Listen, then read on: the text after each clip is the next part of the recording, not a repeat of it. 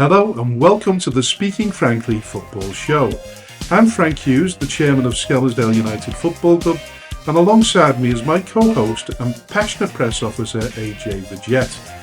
Not that being involved with the football club is a prerequisite for hosting a football podcast, but it certainly helps. We are ready to dive headfirst into the vibrant world of non-league football in the Northwest, and we might even take a moment to discuss some of the bigger headlines in the sport. We'll explore life in the Northwest counties, bring you interviews with well-known faces in the league, and analyse how local teams are performing while making bold predictions for their upcoming matches. Nothing is off the limits here. We'll be diving into all kinds of topics, including complicated refereeing decisions and regulations that often leave fans perplexed. We want to hear from you too. This is your show, so don't hesitate to reach out with topics you want us to tackle. Let's get this conversation started and enjoy every single moment. We are speaking frankly.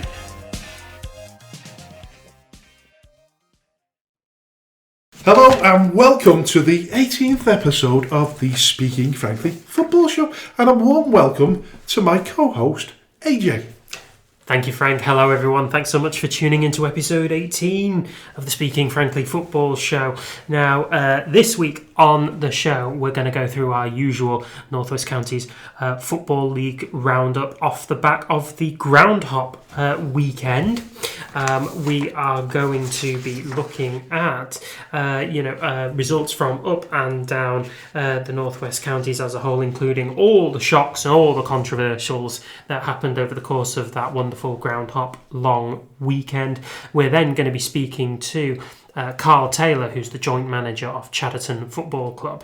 We're then going to be speaking to Tony Young, who is the face of Blyth Spartans fans at the minute for his viral video of him ranting, in inverted commas, to his players, and he'll go into more detail about that during his interview on the show, and then we'll finish up as we usually do with the expert analysis and predictions from the fixtures ahead. Well, we got somebody coming in to do that?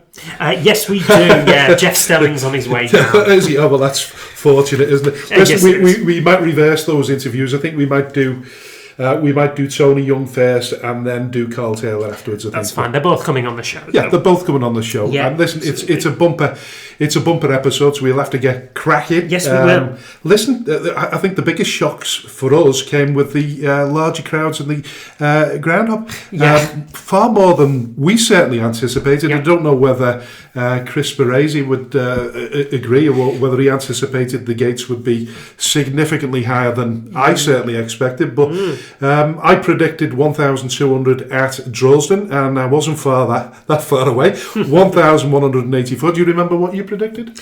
I think I predicted about 800-900 maybe. Oh, it's not bad. It wasn't a bad show, was it? Give or take, yeah.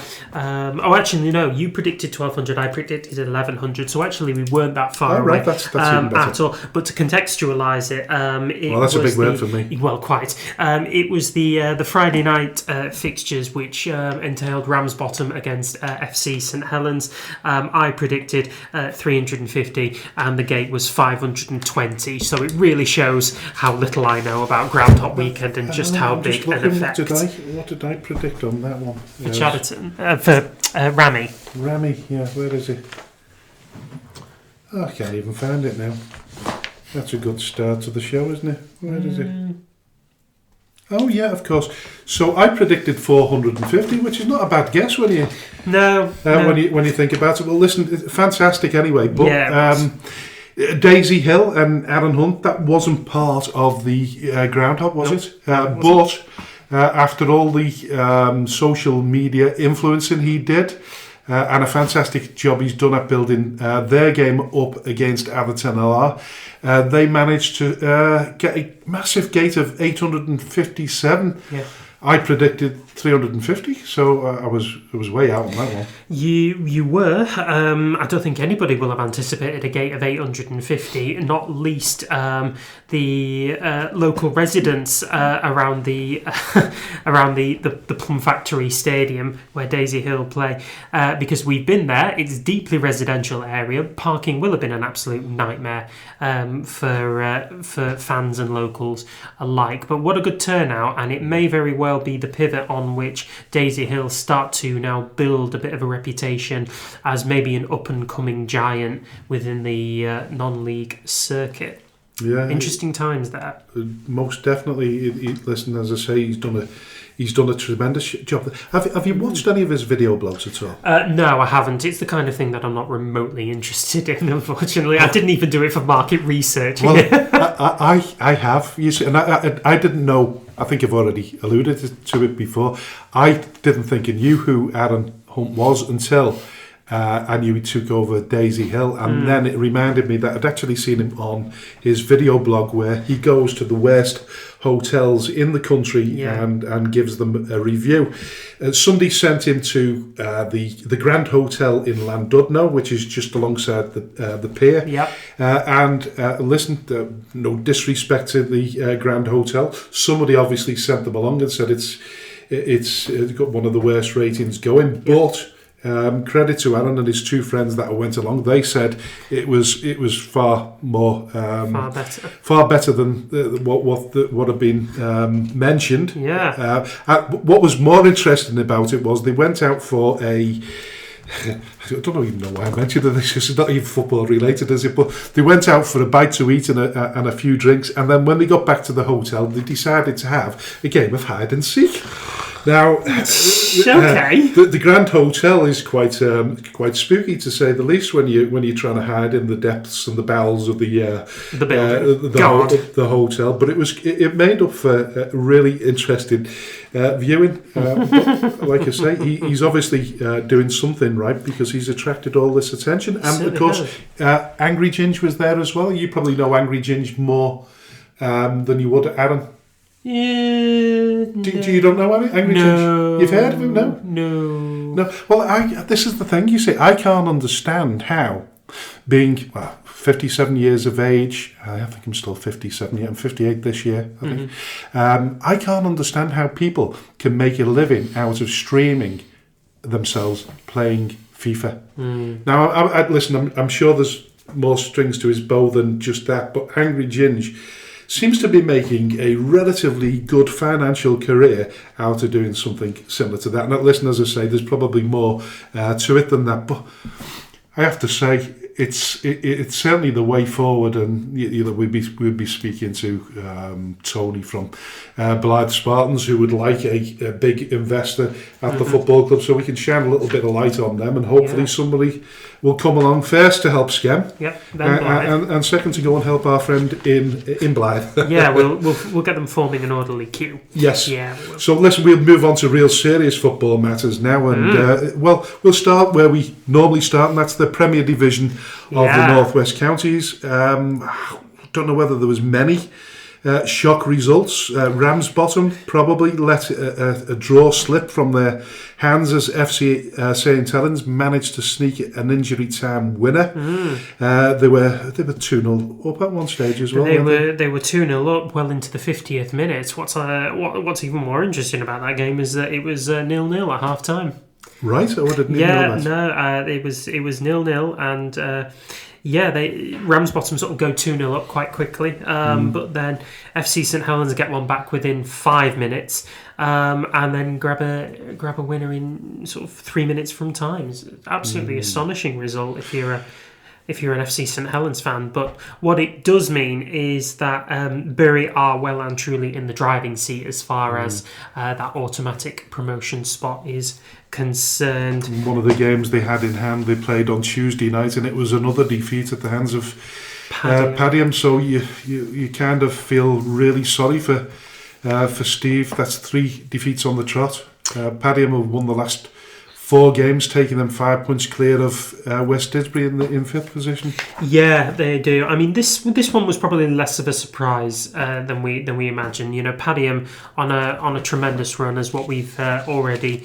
alluded to in the past. We're sort of big fans of Padiham and how they're going about their business, but Steve Wilkes will be bitterly disappointed from that one. That was one of his games in hand. He's got one game in hand left on Bury, but even if he wins that, it will only close the points gap to 7 points. And Lower Breck, who are sitting in 3rd, are just 2 points behind Ramsbottom now, but have played 2 games less than them and 3 games less than Bury, so they can throw themselves right into the automatic promotion mix if they take that game in hand. And I did say, didn't I, on the previous podcast, that I did think that the game on the Friday night at Ramsbottom would be one of those psychological moments, because if they lost, it would put Bury in a more settled frame of mind, and that's certainly to be the point in question, because they battered Remy the following day 7-0 in front of a crowd of 3,315. Amazing. Yeah, absolutely stunning turnout, and Bury really did hit the traps early. They were 5-0 up at half time. Got a 6 very, very quickly in the second half. I mean, I don't think there was no real way back for Remy once Lewis Byrne scored after half an hour to put them 3-0 up. So the psychological advantage is very much with Bury at the minute. And I believe Ramsbottom, shortly after that win, they switched off their replies on social media. Yeah, it's getting a little bit noisy between Ramsbottom and Bury. Obviously, Bury fans doing all the talking at the minute, but there have been historical exchanges between the two when Bury have failed to get a result. Would you say it's the non-league version of City Man United? Within sort of touching distance of each other, Bury and Ramsbottom?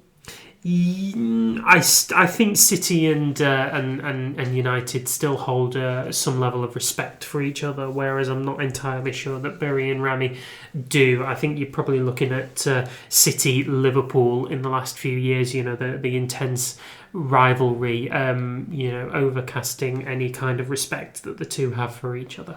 It's a pity, really, because they should have a great amount of respect. Ramsbottom have done exceptionally well, and Bury, they've got back into business again, and they are actually doing the business. Very much so. Like you said, 10 points ahead. It certainly looks as though it's without a shadow of doubt theirs to lose now, isn't it? 100%. I think we're looking at the champions-elect. Yeah, we're looking at the playoffs then, aren't we? But listen, Earlham battered Chadderton 6-0. We'll be speaking to Carl Taylor. We're speaking to Carl Taylor in the third part of the show. I think it was. I'm trying to think of which part of the show it will be. John Johnston scored 4 of these goals, a 9-minute hat-trick. Fantastic accomplishment, but way behind the fastest ever hat-trick, Magnus Arvidsson, 89 seconds, scored 3 goals in a minute and a half. For Hasselholm against Landskrona in the Swedish second-tier match in 1995. It was a bit of a mouthful there. Your pronunciations are taking a beating today. Yeah, well, I'm Scouse. What can I say? Listen, I'm not even going to attempt to use a Swiss accent either. I'm not going to go all Joey Barton on your ear either. But listen, it made me think about the fastest amateur hat-trick. Alex Tor completed a hat-trick in 70 seconds for pub team Rawson Springs in a match in the Meadowhall, Sheffield and District Under-23 Amateur English Sunday League in 2013. Okay, that's a goal every 23.3 seconds. Well, I'm glad you worked that out because I didn't have a clue. But listen, that's a fantastic achievement. It'll probably never be in the record books, that anyway. But so the fastest hat-trick in Premier League history goes to? Sadio Mane. 2 minutes and 56 seconds. That's amazing in itself. I always thought the Robbie Fowler hat-trick back in its day was... it was. I think there was only a handful of seconds difference between them. I think it was only about 3 seconds. Yeah. And it was Fowler's for a long time. I think Mane eclipsed it playing for... I'm sure he was playing for Southampton at the time. I don't think he was a Liverpool player by then. Oh, right. I didn't know that. No, I think he was at Southampton when it happened. Yeah, so back to Johnston. He's now scored 17 in all competitions, and I think in next week's episode we'll start looking at a few of the goal scorers. I think we really should. I think we need to, don't we? Yeah, definitely. It's a big competitive topic of discussion there. Yeah. Now, we're going to shift over to Cone as they beat Charnock Richard 3-2. A late goal from Jack McMinley, securing the 3 points for Cone to boost their survival prospects. So they're now 4 points clear of Squires Gate at the bottom and 3 clear of Prestwich Hayes, having played 1 game less than Prestwich and 2 games less than Squires Gate. So their destiny very much in their hands, and that's an enormous boost against a Charnock Richard team who at one point, we were figuring for the playoffs, but they've dropped off unfortunately quite significantly since the turn of the year, and now down in 15th place. Yeah, listen, Colin, going back to Colin, they always seem to do the business when it gets tough. Yeah, they really do.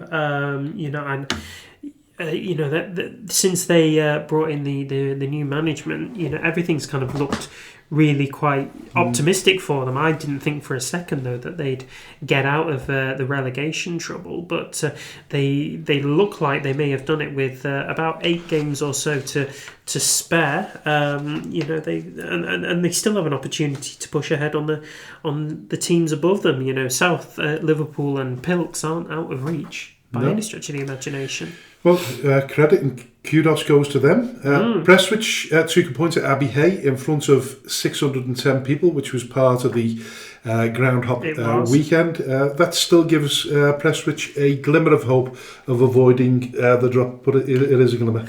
It is a glimmer, yeah. You got to feel the momentum's all with Cone at the minute. So all Prestwich Hayes can do kind of focus on themselves and hope for a bit of luck elsewhere. Bearscough beat the Alaman 2-1 in front of a healthy crowd of 290. I'm assuming it was probably boosted by the early kick-off of 1:30, and I think you remarked last week, because I couldn't understand why it was kicking off so early, but I'm sure it was due down to the fact that Alaman had to travel back to the Alaman. Yes, it did, yeah. So you can imagine that Alaman will have brought a pretty healthy crowd along with them over to mainland shores, but they were left disappointed as Bearscough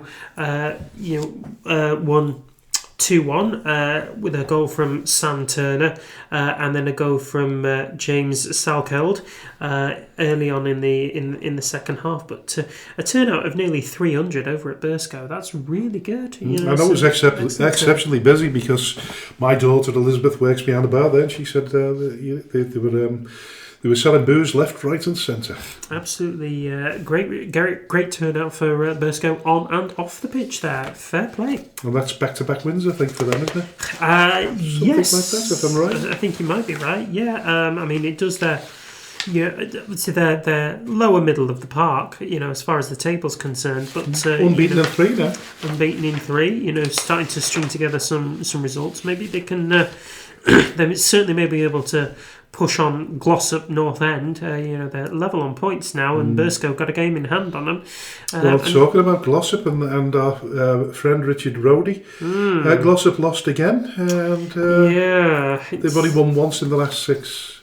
I think he'll be really disappointed with the form they've shown in recent terms. Yeah, this one was a little bit more understandable. It was West Didsbury and Chorlton, who we know are going to bring an awful lot of noise, are going to bring an awful lot of good skill and talent. They are in the playoffs, and that was a ground hop in front of a crowd of 830.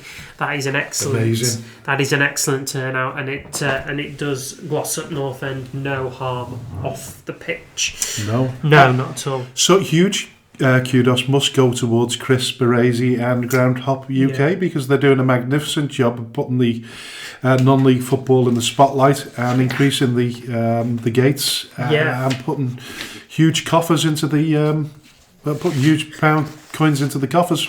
Yeah, absolutely. So all across the Groundhop turnouts, we were seeing massive attendances. So obviously, we already talked about Droylsden being 1,184.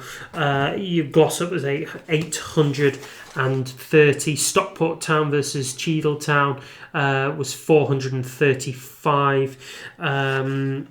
New Mills versus Cheadle Heath Nomads was 558. And then Ramsbottom United versus FC St Helens was a crowd of 551. So it's absolutely stunning job there by Chris Baresi, who we interviewed on about episode 12 or 13 of the show. He's absolutely making waves there with his Ground Up initiative. And this is up and down the country. It's not just localised, it's all over the place. It really is all over the place. So if you're listening to this show in Kent or in Sussex, there is a ground hop available near to you. You just have to find out when it's being played and which teams are being featured in it, and then go to groundhop.org.uk, sign up for it, and then Chris will email you with when the ground hop is coming to your local area. That man is certainly a legend, so big shout out to Chris. Enormous. Well done, and to all the ground hoppers who never cease to amaze me. No, and we certainly hope that you had a good time while you were out there. By all accounts, they did. Certainly did. Now then, we're going to move south, and I think there were two sort of quite big, quite substantial shocks here. The first one being Alsager Town, who we've noted have been in free fall recently, but they secured a 3-0 win over Allscott Heath, mainly because Heath Alsager were away from home, but now they're kicking back towards the playoffs and sort of breathing down the neck of Cheadle Heath Nomads, who themselves lost 2-0 away to New Mills. And we also have a game in hand. And they have a game in hand as well. So all positives pointing to Alsager there, particularly when Cheadle Heath Nomads already lost. Abbey Hulton United scored in the 97th minute penalty to salvage a draw, and Sandbach and Stafford both lost. So it was a really good weekend for Alsager there. Runcorn Town battered second place Stafford 5-1 away from home. Not so much a surprise in terms of Runcorn winning, because they've proven to be more than a capable side under the joint management team of Darren Moore and Liam Page. We spoke to Darren earlier on in the series, but perhaps the size of defeat was a bit of a shock, as Stafford were unbeaten in the last 7 games. Yeah, it absolutely was, and they've proved themselves more than capable of being a potential powerhouse within the North West Counties South. But that was an astonishing result there from sort of both ends of the spectrum, really. I'm just trying to find. There it is. Yeah. So shout out to Jamie Appley and Matt Vickers, who both grabbed 2 each on their way to that win. But on the other end of the attendances scale, that one was probably, I think, by far the lowest of the weekend. Just 75 turned out there. 64 turned out to see Allscott Heath against Alsager Town. So some really quite low turnouts across the North West Counties South. Why do you think that is? I've no idea. Listen, you get to that end of the season where there's very little to... Was that at Stafford or Runcorn? It was at Stafford. It was at Stafford. Maybe there's a lack of faith in... I can't understand that now. I mean, I did look at that and think, that's really, really strange. Yeah. Maybe people know a little bit more about what's going behind the scenes, because they seem to have They seem to be struggling, don't they? Yeah, possibly. Yeah, they're certainly struggling. They've been unbeaten in their last 7 games, but it was nothing compared to the kind of the tearaway act that they were performing at the beginning of the season when it looked like they might win the league at a canter. But now they're in second place. They are 6 points adrift of Winsford United, who are in pole position to claim the title here, and they've now got Sandbach United breathing down their necks with just a 4-point difference between them. So I think they're certainly secured for the playoffs, but they'll be bitterly disappointed at not being able to take the title, if indeed it does pan out the way it's looking at this moment in time. Did we mention Market Drayton there? We did not. We did not. They unfortunately lost against Asheville, 3-1.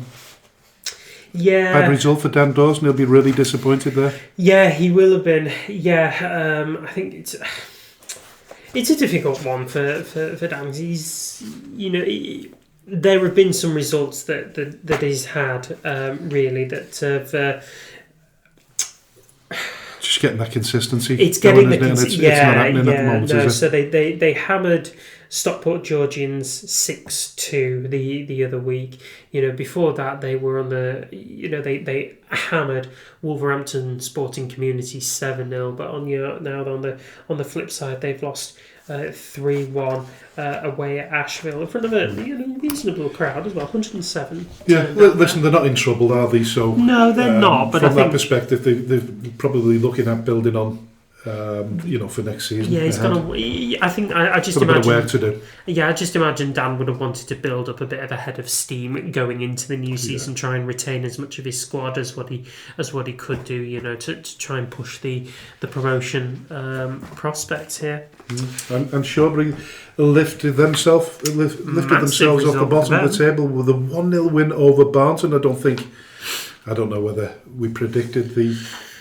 I certainly didn't. No, I predicted that Barnton were going to win that one, but no, it does mean that Barnton are just that little bit closer to the bottom 3.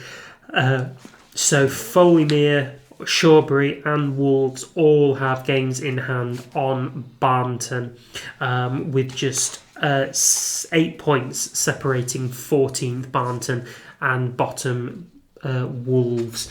So that congestion that's developing down there in the relegation zone is going to be a real attraction towards as we make our way towards the end of the season. Now each team have got sort of maybe half a dozen games left to try and scramble to safety. And we're going to make a real effort to get further down south and get more people on the show. Yes, we will. We definitely will. We promise. Yeah. So we've had Folymere, we've had Market Drayton Town, and we haven't had Alsager, have we? No, I think we're going to have Alsager soon, but we've certainly had Runcorn Town, haven't we?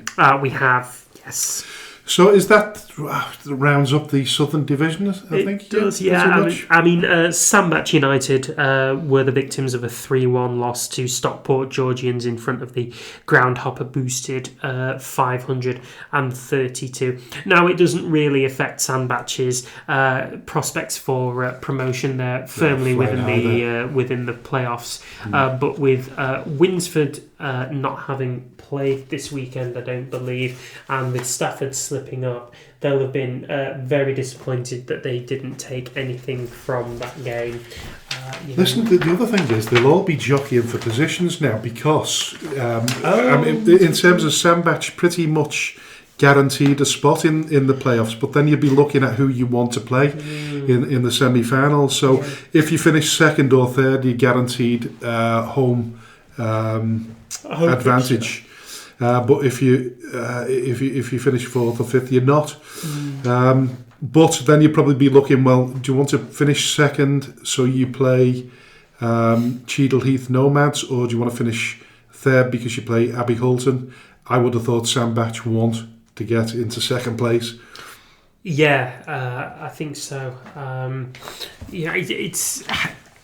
I don't want to say that any team is sort of throwing results just to try and... No, I don't think anybody will throw results, but I think they will keep a keen eye on what's beneficial for them, shall we say. Yeah. Now we'll move on to the north. Obviously, we were in action, which we'll come to later. The biggest ground up of the weekend, and indeed the biggest crowd across the weekend itself, went to Droylsden, 1,184, witnessing them edging a 3-2 win over Darwin, and arguably one of the games of the weekend as far as our league was concerned. Yeah, well, we'd have picked that game if we'd have been going to one, wouldn't we? I think that would have been a nice one to go to. Yeah, I mean, I think we were in talks to kind of go on the Sunday. So on the one hand, we'd have had this amazing Droylsden-Darwin showdown that finished 3-2. On the other hand, we'd have watched Abbey Hay contest a 0-0 draw against... who was it that they played? Was it Squires Gate? No, it wasn't. It was Prestwich Hayes. Yeah. Prestwich Hayes. So we'd have had a 0-0 and a 3-2 had we gone on Sunday. Yeah. Nonetheless, it does very much cement Droylsden's own playoff ambitions. They're now sitting in third, probably quite comfortably, as Holker Old Boys dropped points. Excellent turnout, and a really tricky opposition there with Darwin themselves just outside the playoff spots. Isn't it rather bizarre though? We're talking now, it's early March, and what you say, Droylsden pretty much secured the place in the playoffs. Only AFC Blackpool could catch them, but they'd have to overcome the Bloods' 19-goal margin as it stands right now. Yeah. But to be talking about it in March? Yeah, I mean, Droylsden are third for one. They are 8 points clear of Exton Villa, who are in fourth. Given their consistency, you can't really see them dropping that many points that both Exton and Holker would overhaul them, and then Darwin themselves. So Darwin are the first team outside the playoffs. They're on 46 points, Droylsden on 62. So that's a 16-point swing. I don't know if it's mathematically possible, but I certainly don't see it occurring. No. Anyway, the surprise result across the weekend was Ashton Town's 2-1 home defeat to Route 1 Rovers, which will have not pleased Kevin Towie at all. I mean, his team are in 10th, but a couple of good results, and they themselves would have looked at the playoffs as being a bit of an ambition there. There's not much to separate 10th placed Ashton Town to 6th placed Darwin, just 6 points. Yeah. So, two goals from Route 1 Rovers, I think, within the first half. Yeah, they do start strong, do Route 1 Rovers. So they were 2-0 up at half time, and it was a penalty that got Ashton back into the game, but not enough to secure them a point. Healthy crowd, though, 201. And Route 1 Rovers can frustrate, can't they? Because they're very much like to describe it, a five-a-side team. They play it off the park, don't they? In very small areas. Very compact. They do an awful lot of passing. And they can run. And they can run. They're as fit as any team I've ever seen in this division. And so Ashton Town have proved. I suppose for us, the result that we will have been looking at was Garstang versus Thornton Cleveland. You had doubts over which direction this game would go, and I think you prompted for a draw. I said it was going to be Thornton Cleveland, and I was correct on this occasion, but I was very grateful to be correct on this occasion, as Thornton Cleveland came out as 2-0 winners over a Garstang side who the Thornton Cleveland manager said they were made to work for that result, and I've no doubt about it. Yeah, there was no doubt about it at all. Nelson beat Steeton 1-0 to maintain a 7-point lead over Atherton LR. Now, as mentioned earlier, Atherton LR beat Daisy Hill in front of a massive crowd. Yep. They still have 3 games in hand over Nelson, but you'd soon have the points in the bag. You would absolutely have had the points in the bag, yeah. So Nelson, as we say, a 7-point advantage, which can be overturned if Atherton LR win all their games in hand. Now, I remember Tommy saying at the start of the season when we played Nelson that he believes that we've been playing the champions elect. I think Atherton LR will have something to say that, but it's looking very likely But with each passing week, that Nelson might hold on to this, and more pressure starts to then draw on Atherton Allar. They're not winning games at a canter like what they used to do. They're winning by maybe 1 or 2 goals at most. So, and if you're going to speculate, who would you say out of the the 4 spots in the playoffs, who goes into that the strongest if that's the way it remains? If it's the way it remains, I think Droylsden are probably the team to be looking at as going in as the strongest. They're on a brilliant run. They're backed enormously by the travelling faithful. They're looking at right now. If it all stays the same, they've got home advantage. Everything kind of points to them really. But you wouldn't write off Holker Old Boys or even Darwin if they managed to scrape in there, and even like I said before, AFC Blackpool still got still got a good chance of getting in the playoffs. They do, yeah. I mean, Holker Old Boys' results haven't been fantastic of late, and their latest one was a 1-1 draw against McGull. It's a strong result for McGull, but if you're Holker Old Boys, you'll have found that particularly frustrating to contend with. Particularly now that they are only occupying the final playoff berth and are looking over their shoulder, as you say, at Darwin, who are 7 points behind.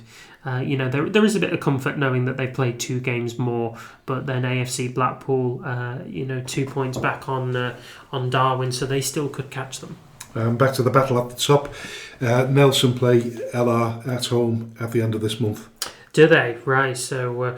it could be an exciting finish, whatever way. It could really be an exciting finish, and it would be a massive psychological boost to Nelson if they were able to do the double over Atherton LR. I don't believe any team has managed to do that. Indeed, Atherton have only lost 2 games it's 4 games all season, but even so, that's a terrific advantage if you can carve it out. It gives you an awful lot of breathing space. Yeah. So where are we now? We're with us, of course. We lost 4-0. I have to say, to a great outfit, Exton Villa. I commented on that game. I was running commentary, and I noted that they were just such a terrific passing outfit.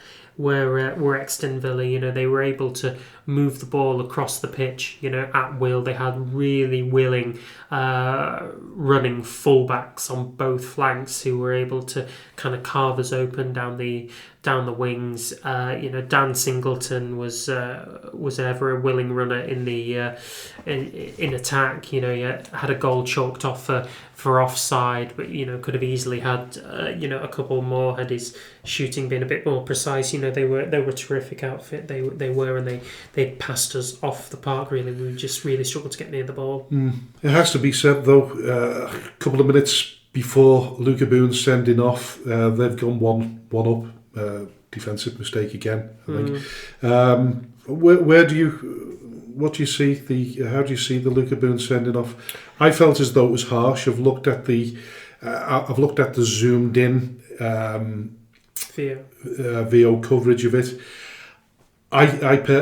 He's lashed out. The very faintest of legs has gone up. They're out of play. I don't think that helped. The fact he's getting pushed out. Yeah. He basically pushed into the advertising hoardings, and he's lashed out. By the letter of the law, yes, the referee should send him off, you'd arguably say, but can't referees use their discretionary powers anymore? They can use their discretionary powers. I don't think this referee was ever going to. So it was, this referee booked Brogan Clark about 15 minutes prior for a strong challenge. He did win the ball, but his follow through connected quite harshly with one of their players, and he was booked for it. And I think that very much set the precedent for how he was going to referee this game. Unfortunately, in that moment, I don't think Luca was thinking about that one. I think he was just thinking about how wound up he was at the opposition player who's wound him up to the point that he's lashed out. I mean, he's a young kid. His temperament has been noted before because he was sin-binned against Garstang 2 weeks prior. But the argument is, if they're going to dish out easy red cards like that, if you're trying to get people to respect referees, then you're not really going down the right line, are you, with a 17-year-old? No. I'd have put an arm around him. I'd have said, listen, by the letter of the law, I should send you off, but I'm going to give you a yellow and hope that you learn. I would have wanted the referee to at least have, given Luca the opportunity to kind of atone from that error. At that stage, though, I mean... It was so early on in the game. It was the 30th minute, and so we've had to play an hour with 10 men, so the game's lost. We've had a couple of opportunities ourselves before they've scored, and they fell to Luca. We were still in that game up until the 30th minute. Joe Barlow's had a great effort pushed away by their goalkeeper, and then Luca Boone, he was put through, but their defence has covered really well and kind of forced him wide. So unfortunately, he's kind of had to recycle play. But the onuses were there that we could have got something from this. But yet again, we've mentioned it before in games, and although this wasn't as tight as we wanted it to be, there were some good shifts put in there. Some good performances. Yeah, there was some good running, and there was some good performances from Boots. So the defence, as stretched as it was, it did absolutely everything that it could. There were no mistakes in regards to the first two goals. They were both headed goals by the Exton centre half, Ethan Dar. There's not an awful lot that you could have done about either of them, really. I think the third one, Cahoon, their captain, on the edge of the area, sort of scrambles one in, from a bit of range. You could have argued that they close him down a bit quicker, and then their last goal was another header, at the back post. So marking, again, you could have looked at the marking there, but otherwise, there was really not an awful lot that we could have done against Exton when we'd gone down to 10 men. And we've said it before that they've got an established side. These players have been here for all season, all really established, all played, in games into numbering 20s and 30s. Yeah, they're an established team. They were in the playoffs last season, weren't they, as well? Yeah, they were, and they're very much, looking like they could do that again this time around. So what surprised me, by the way, was I didn't know, because it was there last season when they had the grass pitch. Yeah. I didn't know that all that money had been spent on a plastic, on a synthetic pitch, and everything else had been new fencing, standard being put somewhere else. The clubhouse. The clubhouse has always been there, but the hospitality suite as well, that was an addition. That was great. And so I was a bit shocked when I seen the synthetic pitch, but I had a nice conversation with the chairman there, Mark McDonnell, hoping to have him on a future show, because he spoke really well, and he'd probably explain how they managed to secure the finances for that. Yeah. So I think we've come to the end of part one. Yeah. So in the second part of the show, we'll be talking to Tony Young, the Blyth Spartans supporter, who tore a strip out of his team as they got battered 5-1 at Bamber Bridge. We'll follow that up with an interview with Carl Taylor, the joint manager of Chadderton.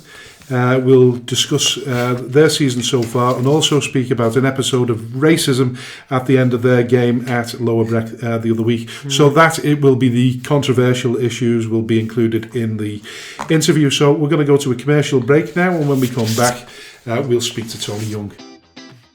Special shout out to all the businesses that support Skelmersdale United Football Club: Origin Sign Company, T&W Garners, 7PDS, Skem Express Cars 5005, Lease Car UK, RNB Auto Centre, SB Skills Solutions, and Hey Presto Web Design.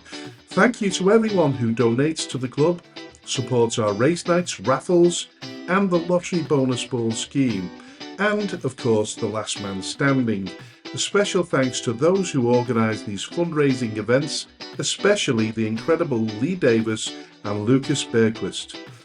To all who stand by us both on and off the field, we are truly grateful. If you wish to sponsor the show, please contact me at chairman.skemutdfc@gmail.com or call me on 07766 054 548. All proceeds will go to Skelmersdale United Football Club. Thank you for your unwavering support. Hello and welcome to the second part of the Speaking Frankly football show. On Saturday, Blyth Spartans were battered 5-1 away at Bamber Bridge. Tony Young, who's been supporting the club for over 40 years, decided to give the players a piece of his mind at the end of the game. Someone recorded it and then the video soon went viral. It attracted the attention of every football fan up and down the country, particularly disenfranchised supporters who feel they are taken for granted by their club's owners. Even Joey Barton has had his say on the matter. However, the question that goes unanswered is, did he go too far when he criticised the players, the management team and the club chairman? Last season, they were relegated from the National League North, and this season, with just 18 points out of 32 games, they are rooted to the bottom of the Northern Premier League. They spent 13 seasons in the last 19 years in the National League North. Unfortunately, both periods, 2006 to 2012 and 2017 to 2024, ended in failure. Blyth Spartans have reached the first round proper of the FA Cup an incredible 31 times, the second round 14 times, the third round 4 times, and the fourth and fifth rounds once. 21 years ago, we managed to beat them 2-0 at Croft Park in the first qualifying round of the FA Cup when we were in the North West Counties Football League. I just thought I'd put that out there. Now, listen, Blyth is undoubtedly a giant-killing club with an illustrious history, but in recent years they've struggled financially, begging the question, are they competing above their natural level? Well, I think the question probably could have been answered when we were in the National League North. It kind of split opinions at Blyth between the fans. For me personally, I thought we were at the level we deserved to be. We had a really good run, I think 2017, 18, when we got beat at Altrincham in the playoffs on penalties. If we had beaten them, we would have taken on Chorley, and that was potentially to try and get through into the conference. So we've touched with the highs.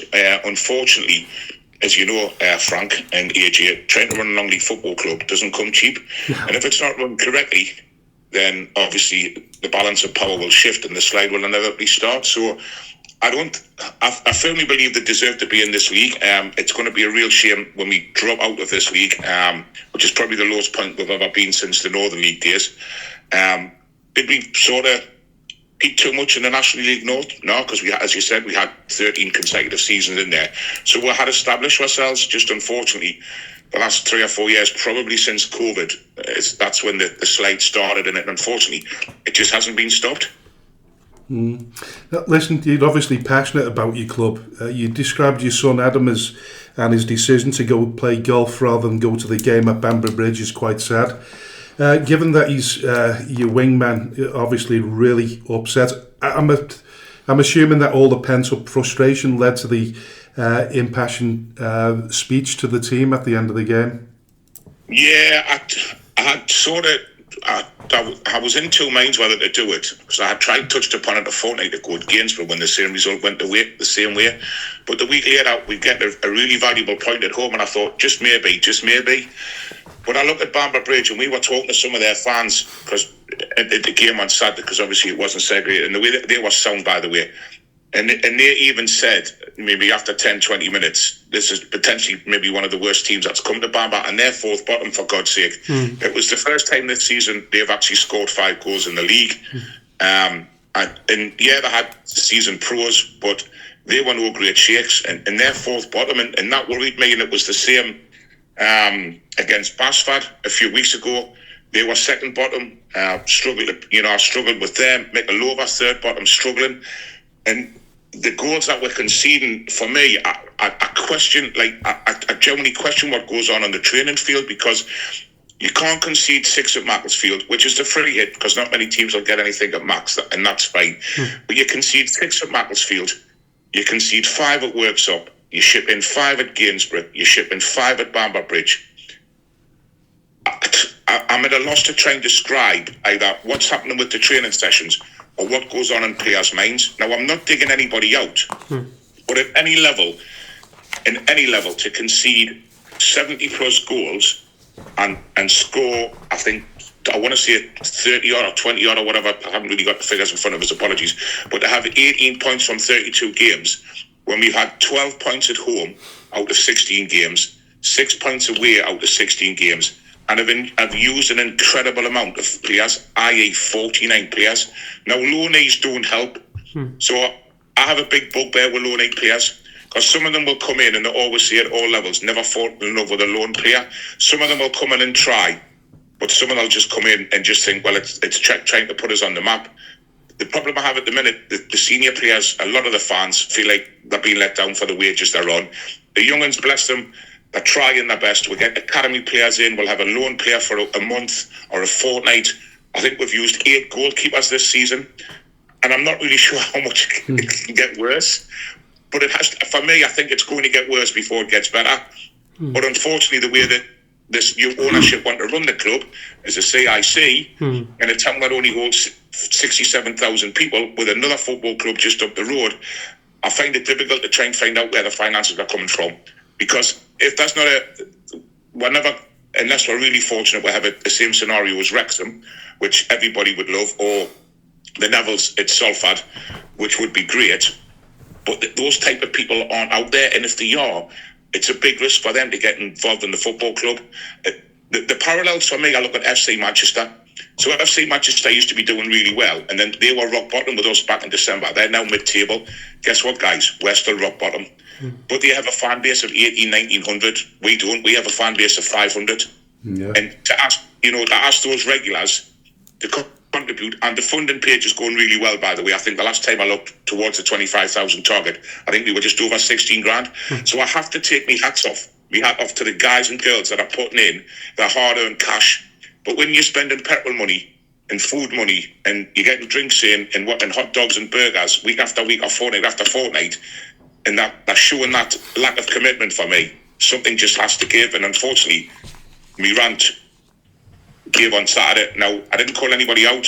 I did an interview on a national radio yesterday, and I got, they were quite praising of saying, look, you didn't call anybody out, you didn't want to mention names, you weren't mentioning figures and wages. But my ultimate argument was, if that was me, of that level of commitment on my salary, and I didn't perform week after week, I'd be out of a job. And that's the frustrating thing. Have you any idea at all what the kind of budget they're operating on at all? Well, yeah, so I think the budget for next season is probably going to be cut to about 2 to 3 grand a week, which, to be fair, is a lot less than some of the teams that's going to be in that league, and that's me worry. So if you average it over a squad of 16, do the maths, you're looking at like sort of 150 to sort of 200 quid a week, and our players actually going to come to Blyth for that. It's a real concern. Look, I know I speak for a lot of non-league fans. They're all in the same boat. I look at Bury, I look at Darlington, even though the rivalry, what happened with them back in the day. And we all want what's best for our non-league clubs. And this is the only time I'll ever be selfish. I don't concern myself with the clubs I've mentioned. My passion is Blyth Spartans. And when I go on holiday abroad, I'll always take my Blyth tops and my Blyth towels from the sunbeds, the pools, and the amount of people that will come and talk to me. Oh, we remember your cup runs from the 70s. Oh, we remember you beating Bournemouth and playing Blackburn, and you knocked Shrewsbury out. It's remembered. I think I might have spoken to you at some stage on a holiday somewhere. I seem to recall you. You probably have, mate. Yeah, I'm a bit like Pitbull. I'm World Wild, apparently, but that's the passion for me. Yeah. I mean, I was sitting in Rhodes 2 years ago, and a young lad in his 30s come up and said, is that Blyth Spartans? And I went, it is, mate. He goes, mate, honestly, what a fantastic run club. He said, I played against them. He said, I used to play for Nuneaton. Yeah. And it's things like that makes you sit up and be proud to follow the green and whites. But at the minute, I mean, I'm away in May. I'm off to Portugal in May. Do I look at it and do I still take me tops? Of course I'm going to take me tops, because no matter what league we're in, I am still going to be there. But this hurts, and it hurts massively. I know. Listen, now we mentioned obviously listen, we're going to come to the new owner or the new owners in a bit, but and we'll talk about the former chairman a little bit later. But I'm a football chairman myself, and in terms of passion, we're just as passionate, certainly at our level, just as passionate about the football club as anyone. So we really feel your frustration as well. But have you thought about or imagined how the current chairman and board are feeling after the rant that you had? And listen, by the way, I can totally understand the frustration. Yeah, do you know what? That rant on Saturday wasn't aimed at anybody specifically. It was just a generalisation for these group of people, whether it's on or off the field, to fully understand what the fans are going through. Now, yes, it'll have upset a few, and that's fine. I can live with that. I can live with the criticism. And I've seen a lot of comments from fans who I stand next to who we don't really get on, and that's fine, and I can live with that as well. And their feedback has been really, really positive. But looking at it from the new owner's point of view, I generally do feel for them, because they're coming to the football club in November, which was left in a real mess from the previous owner, Earthman. And he absolutely conned and mucked that football club. He promised with the Earth they'll have had nothing. It turned sour very quickly. He kept feeding with rubbish about, well, I've got big deals with big companies and I'm meant to be getting these players, and it never ever transpired. Now, the guys that have come in now, they're all local Blyth lads, and I'll be honest with you, great lads. But I think if you speak to them off the record, I think some of them will openly admit they've just probably taken on a project which is a little bit too big. And that's not a criticism, because they saved the club from going under in November last year, which was the key thing. But I'll flip it round, Frank and AJ. Let's just say hypothetically, I didn't do that on Saturday at Bamber Bridge. How much longer before somebody else did it, or it become really poisonous or toxic, as to where the home gates then drop? Because we're at Workington on Saturday, and God forbid we get a spanking there on Saturday. We're at home to Gainsborough on Tuesday, who put 5 goals past us 21 days ago. And you have to ask yourself, how many people's going to go on Tuesday and pay £15 to watch a team that performs like that?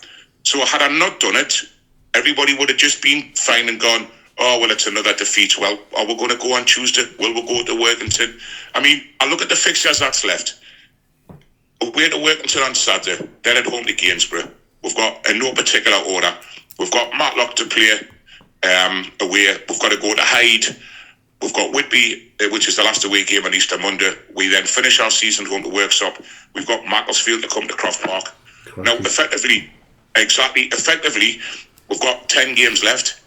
I'm struggling to see where we're going to get points from, guys, because if we get to the end of this month, and when Macclesfield come and Robbie Savage and his crew turn up, potentially that could be the day they get promoted and we get relegated.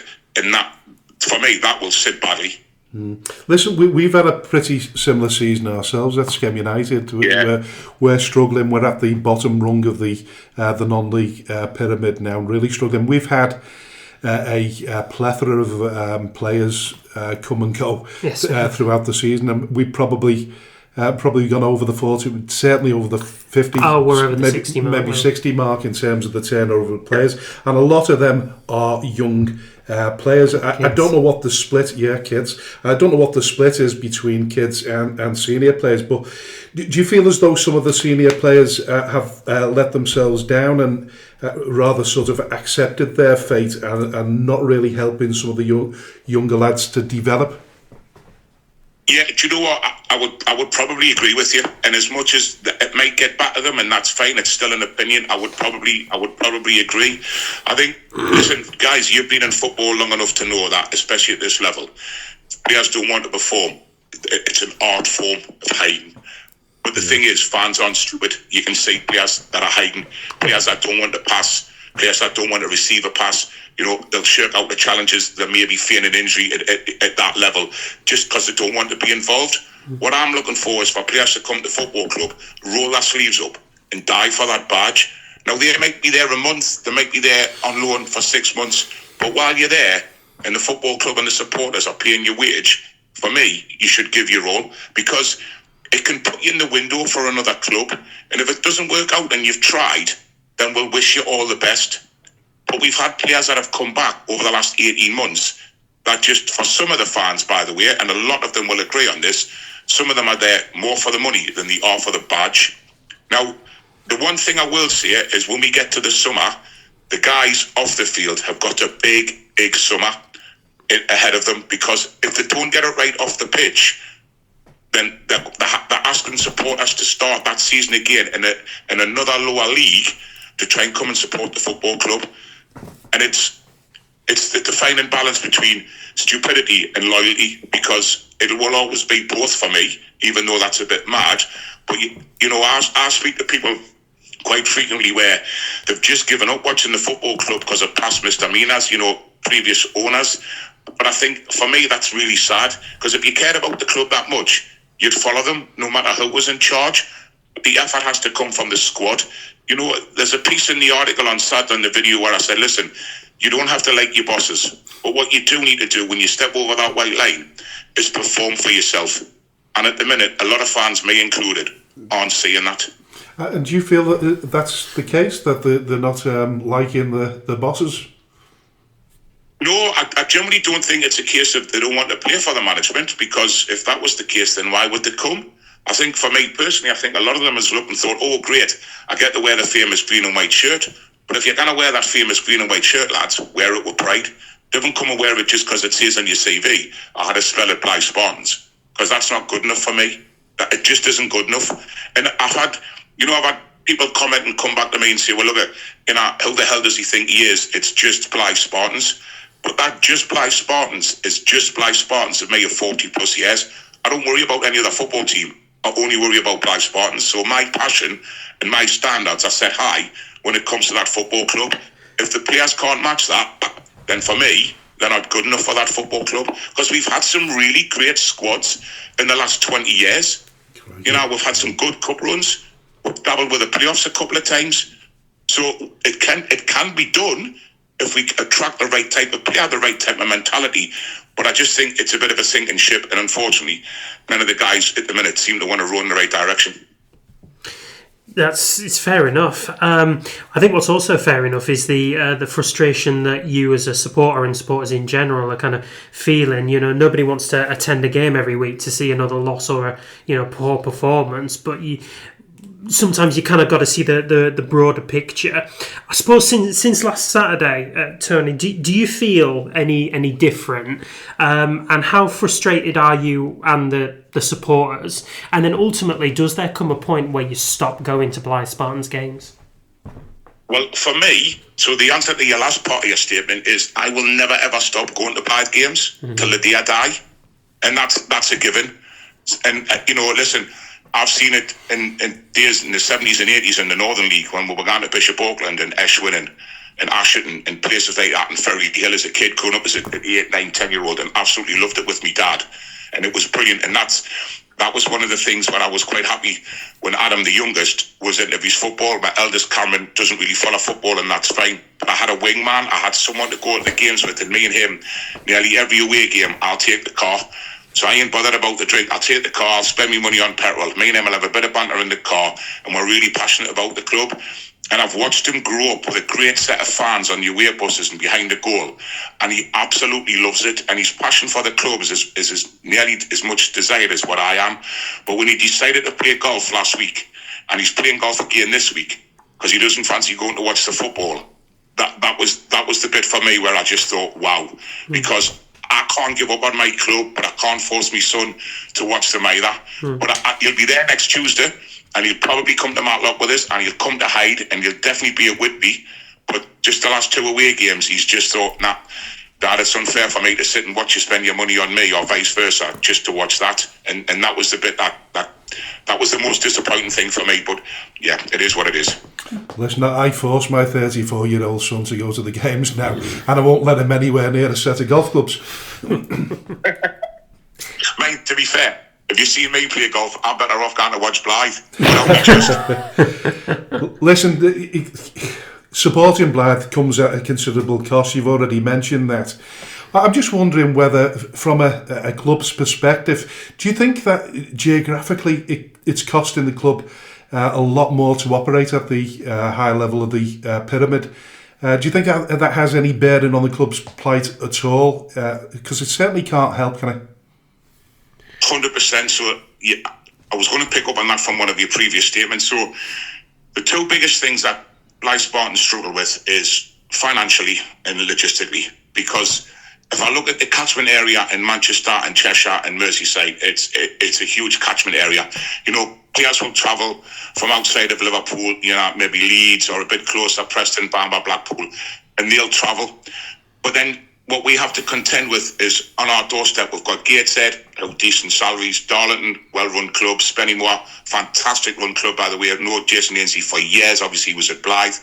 But when you've got a lot of players at that catchment area, 11 Darlington, and Middlesbrough, and York, and Harrogate, and Whitby, it's easier for them to travel to Darlington, Spennymoor, Scarborough, Harrogate. Whereas we haven't got a catchment area up here. So we have to rely on players from basically non-league clubs or Newcastle Academy or under 19s or under 23s, which is, I think, is currently run by Graham Fenton. And even then, we're struggling to get players in from the academy to try and sort of bring them through.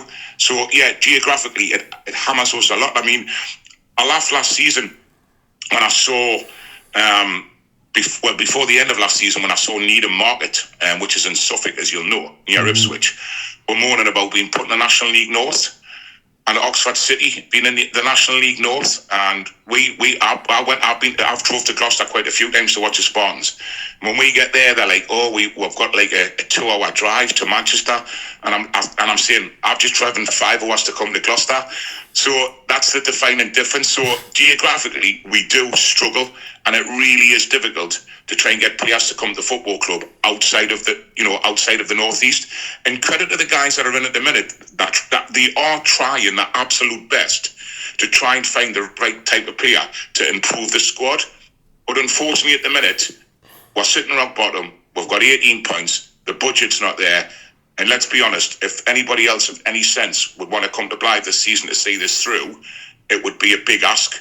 So for me, the summer has to be a big reset. But once again, we're going to be back to square one because we're still in the same place in Northumberland and we're still going to struggle with the budget. So yeah, it does have a massive effect. Even the cost of buses, I mean, the away team buses, the budget's been unfortunately cut for that. And that's a real shame because your players for me should be able to travel in comfort, and they didn't at Gainsborough. And whether that had an effect on the result, I generally don't know. But yeah, where we are logistically, or geographically, I should say, doesn't really help. No, it won't do. You say that the summer's going to be an enormous rebuilding job. Do you trust the current management structure to be able to do that? It's a tough one to ask because they're damned if they do and they're damned if they don't, these guys. So, you know, I've had feedback this week that apparently a couple of members of the board or the board and themselves weren't happy with the video on Saturday.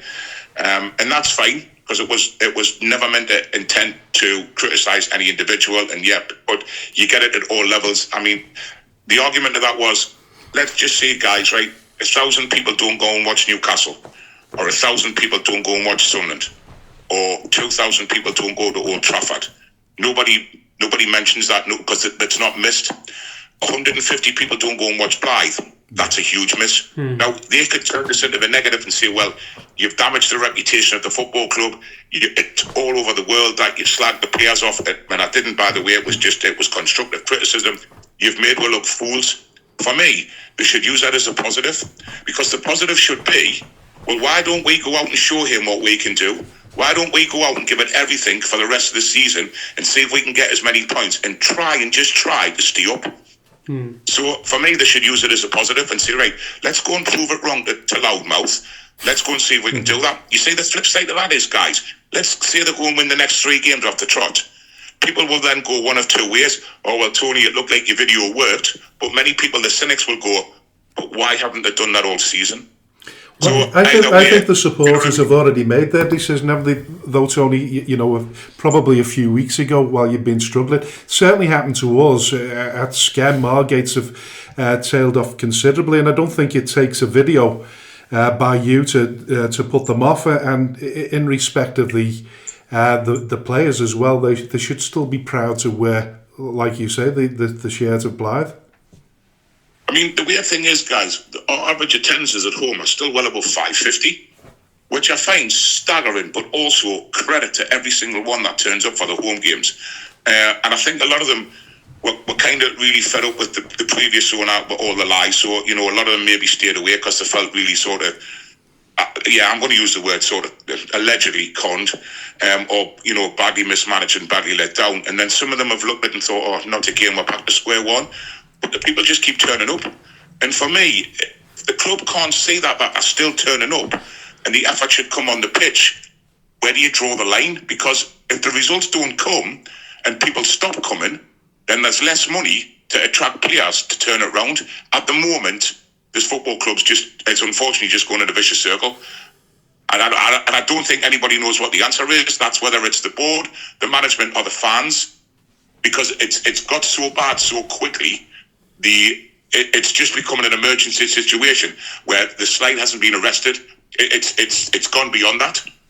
And I'm looking at the attendance table. You're ninth in that division. I wonder whether you look at some of the teams below you and struggle to see how they manage to make ends meet. They must have owners that have got extremely deep pockets. Well, yeah, I mean, so if I look at the away games, some of the grounds have been. To be fair, other than Macclesfield and maybe one or two teams in that league, a lot of teams when Blyth travel will say that is their cup final because of the name of the brand and the team and the history, which I kind of get, and it'll be the same next season. But when you go into teams like Bamber Bridge and Worksop, who are averaging like 280, 300, you have to ask yourself, how are they sustainable? But the answer is it goes back to the catchment area because they're able to attract maybe a better type of player. Now, I look at the teams in the National League North. I look at Kirsten Ashton. Their attendances last season in the National League North were averaging about 190, and they were still mid-table. Doesn't make sense at all. But the problem, the good thing they have though, guys, is they have a facility around that stadium where it's all 3G, 4G and 5G pitches. So that's how they make their revenue. We don't have that at Blyth. So we struggle to get extra revenue because it's a council-run pitch. It's in the middle of a housing estate, as you know, because you've both been, where other clubs are a bit more fortunate. So I look at other clubs, and you're right. So I look at Bamber, I look at Gainsborough. There wasn't that many at Gainsborough. Gainsborough was in the middle of the town centre. So I have to ask myself, how do these clubs still be sustainable year after year after year? And a big club like Blyth can't manage that. It's for me, it's just not adding up. Well, no, and this I think sort of begs the sort of the financial question: is the club solvent following that takeover, or are they still servicing in massive debts? Well, once again, this has always been a bugbear of a lot of supporters. Sometimes it becomes a bit of a cloak and dagger. So you'll hear of others, oh, well, debts have been paid. And then you'll hear of people that are really close to the club. Well, actually, we still owe this club that amount, and this club that amount, and this club that amount. We were all told in November that the debt was paid. It's then since transpired. It hasn't been. So we've still owed clubs like Gateshead, Darlington, Spennymoor for loan players. And so, once again, other fans will be looking and sitting thinking, well, actually, it's all good and well saying, the budget's been cut. But then, there's the GoFundMe page. So that GoFundMe page, I presume, will go on players' wages or the budget for next season. But 25 grand's not going to last you long. When we get to the start of next season, we're going to have to get off to a good start if we want to keep enticing people to come through the gate. I would imagine the admissions fees will be cut because at the minute it's 15 quid. I don't think anybody will pay £15 to go and watch that next season. So there's still a lot of work for the guys to be done. And they're not running before the walk. I just think they've probably taken on a project which is a bit too big. Now, the chairman is a great fella. knows his stuff inside and out. He was heavily involved with the England Supporters Club, and he's been to Blyth a lot of years. He wants it run his way, which is fine. I haven't got a criticism for that and never will have, because it's his club and he wants it run his way. But if there's investment wanting to be put in from the outside, then surely that investment is a good thing. Now, I have been told this week that there was 2 separate offers of investment which have been allegedly knocked back, but we don't know why. No. But once again, we don't know how they were, so the stories could be fabricated. It all could just be rumour mills. We generally don't know. But there has to be somebody out there that wants to really invest and help this famous football club. I'm not talking Wrexham style. That would be great. Well, that's our next question, really, because we've mentioned the Hollywood stars at Wrexham before on our show, and I'm assuming you'd love to attract similar interest. But we all would, Frank. There's all would. Well, you know what I noticed? There's not a great deal of difference between the populations of Wrexham, Blyth Spartans, and Skem. There's not much difference at all. But what would you say to potential investors to attract them to Blyth Spartans? Listen, it's got a rich history and it's known worldwide, as you've already alluded to before. But what would you say to potential investors yourself? For me personally, they just have to look at the history of the football club and what it's achieved, and it can be and still will be, in my eyes, one of the most famous non-league football clubs in the United Kingdom. And everybody knows about Blyth. Like I say, when I go on holiday, people will talk about it, it's great. But in non-league, as you know, Frank, you never get your money back. No. And where I think a lot of business owners at that level struggle is to try and understand how quickly, if you're not having games, you still have to pay out wages. So it's more about the losses than the gains. But like I look. There's a guy up the road and runs Morpeth, Ken Beattie. He's put vast amount of his own money in. Now he knows, because he's told me this personally. He knows if he passes away tomorrow, he's not bothered, because he's kept his club running.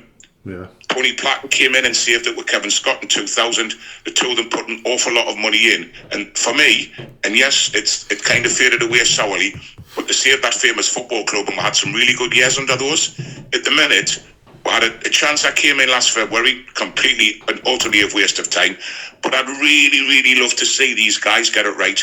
Yeah. But if they can't, then there's no shame in crying out for help, because I can guarantee there is somebody out there that has the will, the way, and the finances to come and help and move this famous club forward. They just need to get in touch with the club, because it's a brilliant club. On the Wrexham story, by the way, and I don't know if you know this, the 2 guys in question were interested in buying another football club at the time, but the chairman couldn't disclose through NDA who these people were. So obviously they couldn't tell the football club who it was.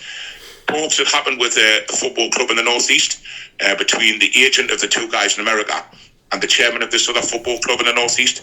Talks broke down, and a month later, Rob and your mother man bought Wrexham, and the club that failed to get the interested parties was Hartlepool United. So if it could have happened for Hartlepool and it's happened for Wrexham, it can still happen for Blyth. Yeah, it absolutely can. We've been seeing kind of an influx of new owners from overseas, particularly the United States, where Hanley Town have just been the beneficiary of new ownership from overseas. Is that something that you can kind of look for in an owner? Not necessarily kind of knowing the history of Blyth Spartans and the history of football as a sport, but just someone who's willing to invest. Is that kind of? Yeah, I think you need to find the fine line between chancers and people that are really interested. So what a client that I work on behalf of in my job, I was speaking to him about this last week, and he was telling me a really strange story.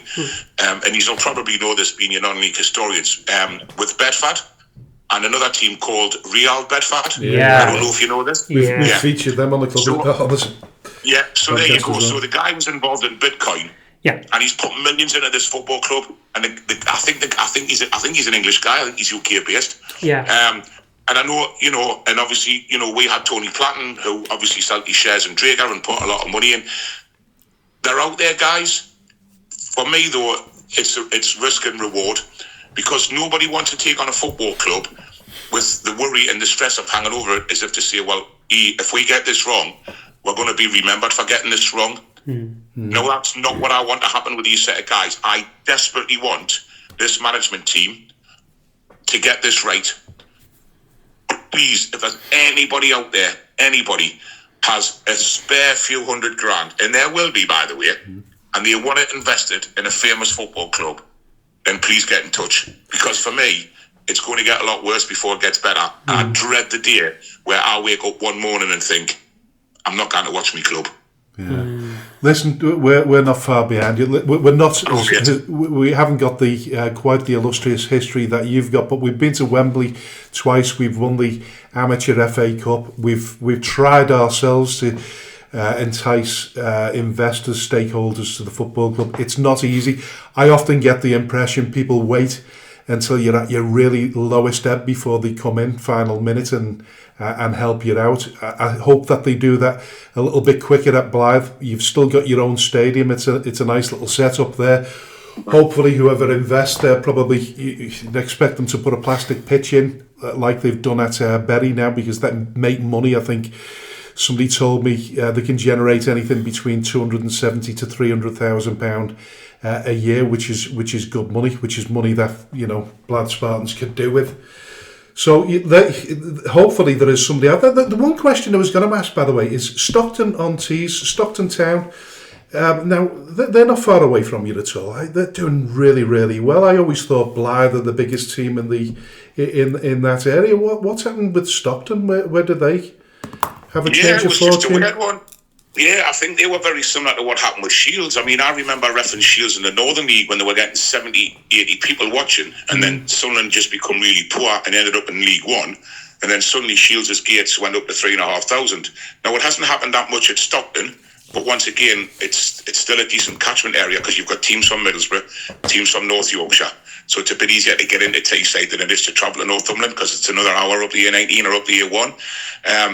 I didn't go to the Stockton game in September when we won 3-0, which incidentally I think was our last away win. We haven't actually won an away game on a Saturday for 360 days. So in Stockton have come to Blyth twice this season and beaten both the trophy, I think, or the cup in the league. But once again, their budget's better than us. Yeah. So they had Young Thompson, who used to play for Darlington. He scored 2 worldies that night, and he was the difference. Unfortunately, at the minute, we're struggling to get the right type of player in to try and take the club forward. Blyth will always be bigger than Stockton, by the way. My feet are bigger than Stockton. Let's be honest. All jokes aside, and that's fair play. And listen, I haven't got an issue with any other non-league club trying to better themselves. I just want Blyth to be the best. Yeah, no, listen, totally agree with you. Listen, I think you hit upon it in one of your previous podcasts that somebody mentioned the worst thing that could possibly happen is Blyth goes out of business. I don't think that's anywhere near happening. But you've also said that you set your standards really high, and simply surviving isn't good enough for Blyth. You clearly want the club to thrive. Yeah, I mean, look, the standards things will be slightly different for me because everybody has personal standards and individual standards, whether it's work, job, family, or following football.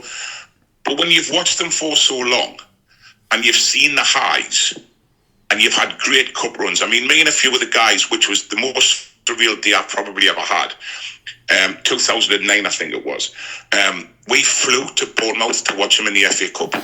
Now, there's not many fans and non-league teams can actually see it, that they have flown to watch their team. It was unbelievable. We did it last season. We went to the Isle of Man. Which is great because your swimming's not brilliant and the ferries are hopeless, so I kind of get that. Yeah. But we did joke about that the other week, saying, imagine getting the Isle of Man away.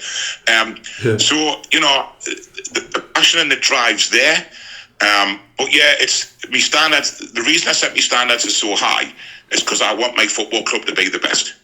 Yeah. And I always wanted to be the best. Now, whether that's the best in the league below, trying to be the best in this league, or the best in the league above, to me, the standards and the energy and the commitment should just be a given.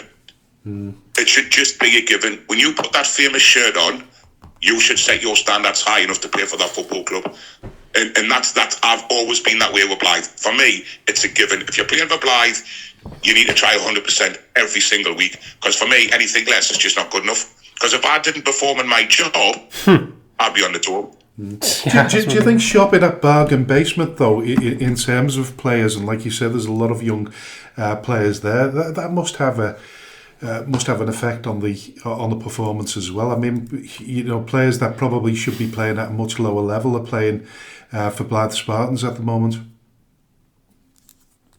Yeah, I mean, is there any sympathy there at all?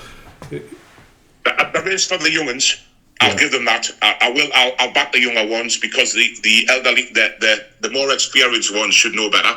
Yeah, they should know better because the experienced ones have been around the game a lot of years, so they should know much better. You know that if anybody was going to hide the towel in, it should be the young'uns. Now we brought young lads in, 17, 18, 19-year-old, and they can only try their best.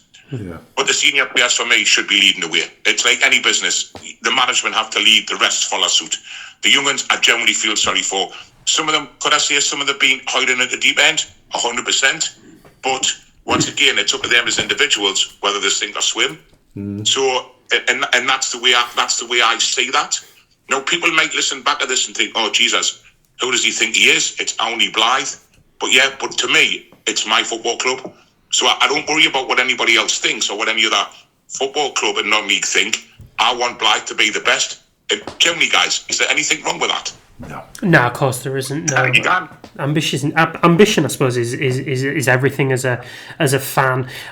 Looking to next season, then, Tony. Obviously, like you seem to sort of be looking at relegation as quite a real possibility. But for next season, then, is promotion kind of your hope? Are you looking ahead that far? Yeah, so me and my laddie, if we're not doing anything, well, sometimes we'll go and watch Chadderton because I was born and raised in Chadderton. Even though I've followed Blyth all my life, I used to walk across from Chadderton with my dad when I was a kid on a Saturday and on a Tuesday as I was growing up. So yeah, it was always Croft Park.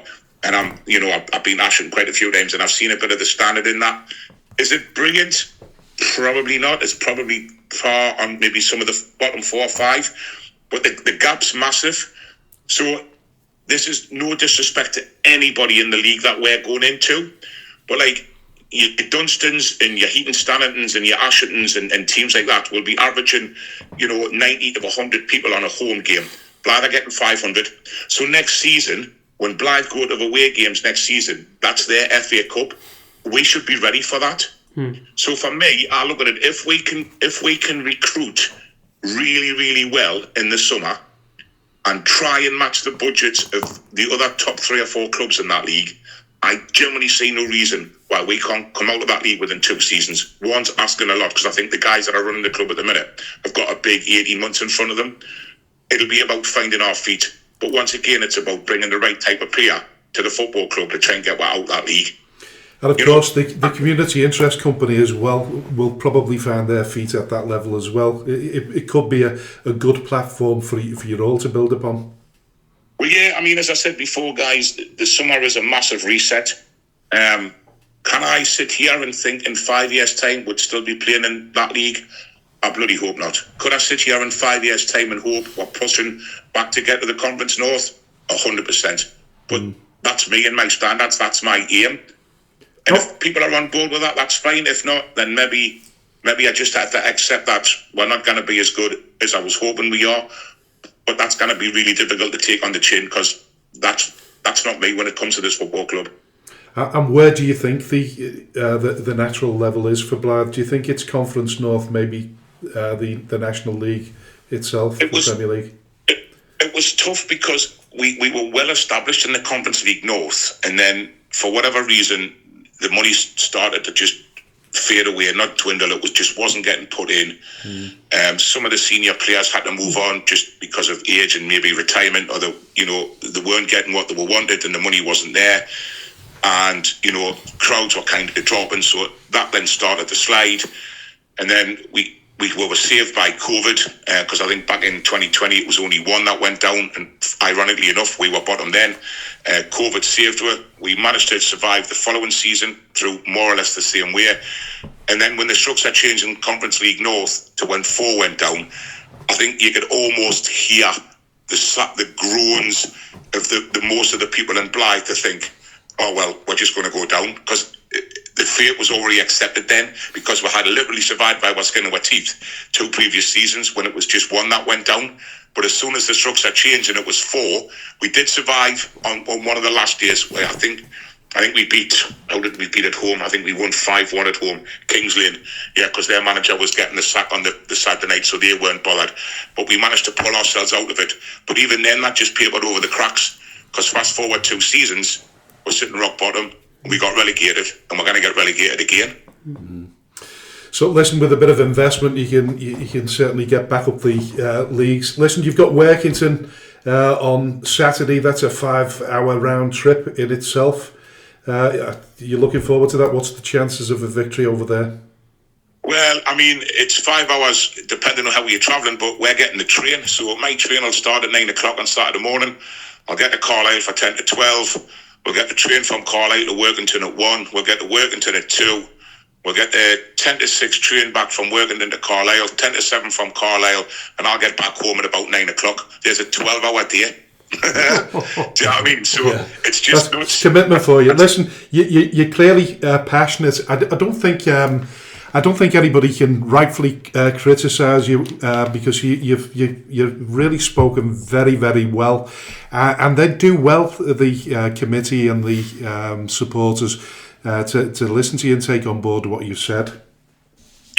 Yeah, I've got more chance of winning the lottery, and even that doesn't happen. I put it on twice a week, because trust me, if those numbers come up for me, that football club's mine. I've only ever wanted. Well, it's £107 million tonight, isn't it? I know it is, mate. And listen, I've already got it spent in my head. I've only ever wanted to do 3 things since I was a kid. One of them was drive a train, and I've never been successful at that. The second was to go to Australia to watch the cricket, and that might happen. And the third was always to buy Blyth Spartans, and I'm only 53. And if I keep putting the numbers on, at least one day it has to come in. I have to believe that that football club can turn itself round, whether it's with me or with a big influx of investment in new owners. Because I'll always reiterate, and I'll look at Darlington as well, and they went under and they've recovered with their fan base. And their fan base is fantastic, by the way. They put a lot of money into that football club, as we all know. But how can we as a town of 67,000 people with another team in there trying to attract the right type of investment to come to this football club? It's Blyth Spartans, for God's sake. Surely somebody out there must want to look at it and think, do you know what? Wow, we could be involved in something massive. Why don't we try and reach out and see what we can do? And if it comes off, great. If not, then we're no further forward. You know, we're not falling back anymore. We're just no further forward. Listen, well, you've shone a huge light on the football club. There's absolutely no doubt about that. You've been a fantastic guest, Tony, and I think it's this won't be the last people will hear about you. No, like I say, I did some radio show that sort of talk about sport without naming them. So I was on there yesterday, and I've done a couple of podcasts on non-league. And yeah, I mean, look, at the end of the day, I sit now on Thursday and think, did I do the right thing? And hindsight's a wonderful thing. And yeah, I was sober as a judge because I had the car, so I knew exactly, what I was going to say, how I was going to dress the players. When I look back in years to come and think it could have been with, I don't know. Because if nothing happens within the football club, then that, for me, that video was pointless. But if something great or good comes out of that video, guess what? It was worth doing. Yeah, well, listen, you didn't just slag the club off or anything like that. You spoke with passion, and I think it's touched a lot of hearts and a lot of minds of the supporters. Once again, Tony, thanks for being a guest. You've been great. Not a problem, guys. Listen, good luck with your teams and enjoy the rest of your seasons, and thanks very much for having me on. Yeah, and good luck with the rest of your season. Yeah, and listen, hopefully you'll get your numbers through tonight. Fingers crossed. Thanks, pals. I appreciate it. Cheers, guys. All the best, Tony. Take care, mate. Bye now. Bye, boys. Bye-bye. Special shout out to all the businesses that support Skelmersdale United Football Club, Origin Sign Company, T&W Garners, 7PDS, Skem Express Cars 5005, Lease Car UK, RNB Auto Centre, SB Skills Solutions, and Hey Presto Web Design. Thank you to everyone who donates to the club, supports our race nights, raffles, and the lottery bonus ball scheme. and, of course, the last man standing. A special thanks to those who organise these fundraising events, especially the incredible Lee Davis and Lucas Bergquist. To all who stand by us both on and off the field, we are truly grateful. If you wish to sponsor the show, please contact me at chairman.skemutdfc@gmail.com or call me on 07766 054 548. All proceeds will go to Skelmersdale United Football Club. Thank you for your unwavering support. Hello and welcome to the third part of the Speaking Frankly football show, and thank you very much to Tony Young from Blyth Spartans, very passionate supporter. It was great to have him on the show. Oh, 100%, yeah. That's the first time we've ever had a fan on the show who's made that much of a name for himself. But, you know, his perspective on the club is absolutely amazing. And I think he's had well over 1 million impressions since he put that video on Twitter, or X as they call it. Listen, a warm welcome to Carl Taylor. He's the joint manager of Chadderton alongside Ben Greenidge. Welcome to the show, Carl. Thanks, guys. Thanks for having me. You're more than welcome. Yeah. Now, looking through the club's almost around about 80-year history, the honours list at Chadderton looks pretty sparse, but I have the feeling that the club is going places now. Yeah, you could say that. I think myself and Ben have been involved as managers now for about 4.5 years.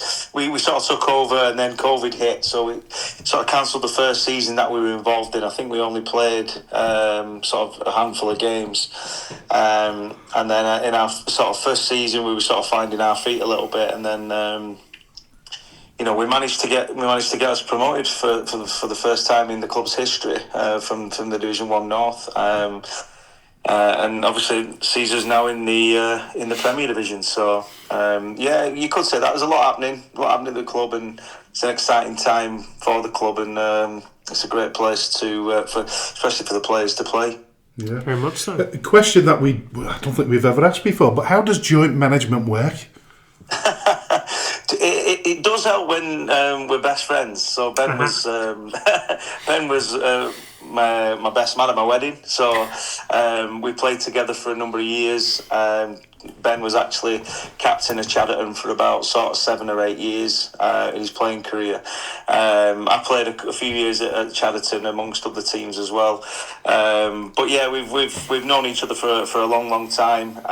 We know each other inside out pretty much. So that does help when we come to sort of picking teams and designing training sessions and all this sort of stuff. So it's it can have its moments. There's sometimes when he might have an idea and I go against it, and vice versa. But pretty much, majority of the time, 95% of the time, we're pretty much on the same page. Do you ever fall out? No, not really. We don't, to be fair. I think because we know each other that well, it's like I think we let each other have it when we know when one another's going on one, so to speak. We let them have it. We just let them go with it. Who's likely to back down first, you or Ben? Yeah. You don't want to answer that one, do you? Yeah, I don't answer that one, but yeah, normally me. I'm trying to be the peacemaker. If Ben loses it, he does lose it, so it's quite hard to bring him back round. But I think I'd say I'm more of the peacemaker, to be honest. That's very diplomatic of you to say. Yeah. I'm sure he'll have a different opinion on it. He'll probably have a different opinion. Yeah. So you guys finished 7th last season, and this season on, you were absolutely smashing it in the early days. But with all your games being played away from home while the synthetic pitch is laid, is it not so much of a surprise that things haven't sort of quite managed to stay as well as what they were going earlier on in the season? Surprise to me and Ben, if you like. I mean, we started the season like a house on fire. We we were up there. You know, we actually hit the summit at one point, and I think if it was the game on Boxing Day against ABA, if we'd have won that game, we'd have gone back top of the league on Boxing Day. So we were flying since the turn of the year. Various things have happened. You know, I think I'd probably say a mix of. I mean, all managers might say this, but sort of discipline has been a big part of our season this year. On not just sort of tackles, but players using their mouths and stuff like that has not been great for us this season. So we've had to sort of clamp down on the discipline side of things, and that's talking to the officials. There's a way of speaking to officials, and sometimes the younger lads, they don't get it, and it's caused us problems this year. I'll be open and honest. We'll say that. You know what I mean? That's been a big thing. So with the suspensions has killed us as we come into sort of the back end of the season. Injuries now. We had 7, 8 lads went on the loss at weekend on the sideline. Seven lads that would normally start for me, we're on the side. So it's been tough. We lost our main goal scorer at the turn of the year to Berry. Berry came in for him. And we're going to mention that. It's quite controversial in certain circles. But you also lost Bruno towards the end of October. Now, Bruno played a couple of games for us last season. An absolute tremendous player, and I think he had about 4 man of the match nominations during his period at the club. So I would imagine that, as well as the loss of Lewis, who's scored 34 goals for you, has had a huge effect on the team. Yeah, at this level, Frank, it's one of these where you've got to players want to play. And we sort of assembled a squad at the start of the season with a number of lads that didn't want to sit on the bench. So we were sort of rotating and trying to sort of keep everybody happy, if you know what I mean, just to try and keep the squad together and keep players at the club. Certain players weren't happy. Bruno was one of them. He wanted to play every minute of every game. And it's at this level it's just not possible. 46 league games, a lot of games come. We as managers, we've got to try and pick a team where we think will win the game, and obviously have an eye on the midweek game as well. So we try to use the squad as best we can, but some players they just don't like that, and unfortunately that was in Bruno's case. He just wanted to play every game, so he came to us, and it was disappointing because he was very, very good for us. Bruno, we're still big admirers of the lad. You know what I mean? He's a very good footballer, and unfortunately, he wanted to go elsewhere to get guaranteed game time. So, losing Lewis was a big blow for us. Obviously, 34 goals. It's how do you replace that, right? It's one of those things where it's not easy to go and find a forward who's going to sort of match what Lewis did in the first half of the season for us. So, that did knock us. We still got some talented players at the club, but certainly that obviously did have an impact after the turn of the year. Listen, we're big friends of Berry, so we've got to be careful what we say here. But there is a bit of controversy over the signing of Lewis, isn't there? And I think AJ picked up on it a few weeks ago. What were you going to say, AJ?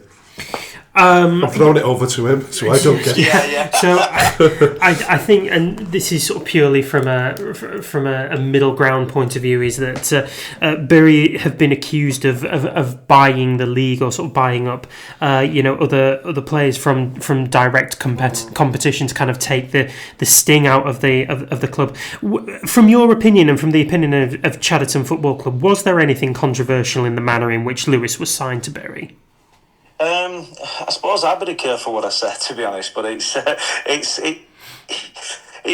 a word, look, the way I think that the sort of 7-day ruling these days is, I don't know whether that's at its time, whether it's not at its time or whatever. I don't know if there's a different way the club can do it. I just don't think the 7-day rule exists anymore. I think tapping up a players does exist, in this day and age. Do we know that our player's been spoken to before the 7 days? Oh, we know it goes on, don't we? Yeah, and I'm not suggesting Berry did, by the way, because as I said, big friends with him. But listen, it definitely happens. It definitely happens, and they have their heads turned. And look,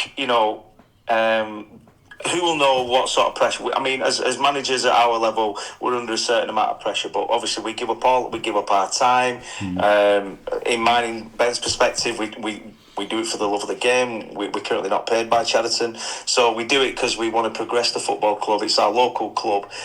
We've played for the club, and effectively we want to see the club progress and do well. And who knows what pressures on the manager at Bury. The amount that they're spending. Obviously the crowds that they're getting.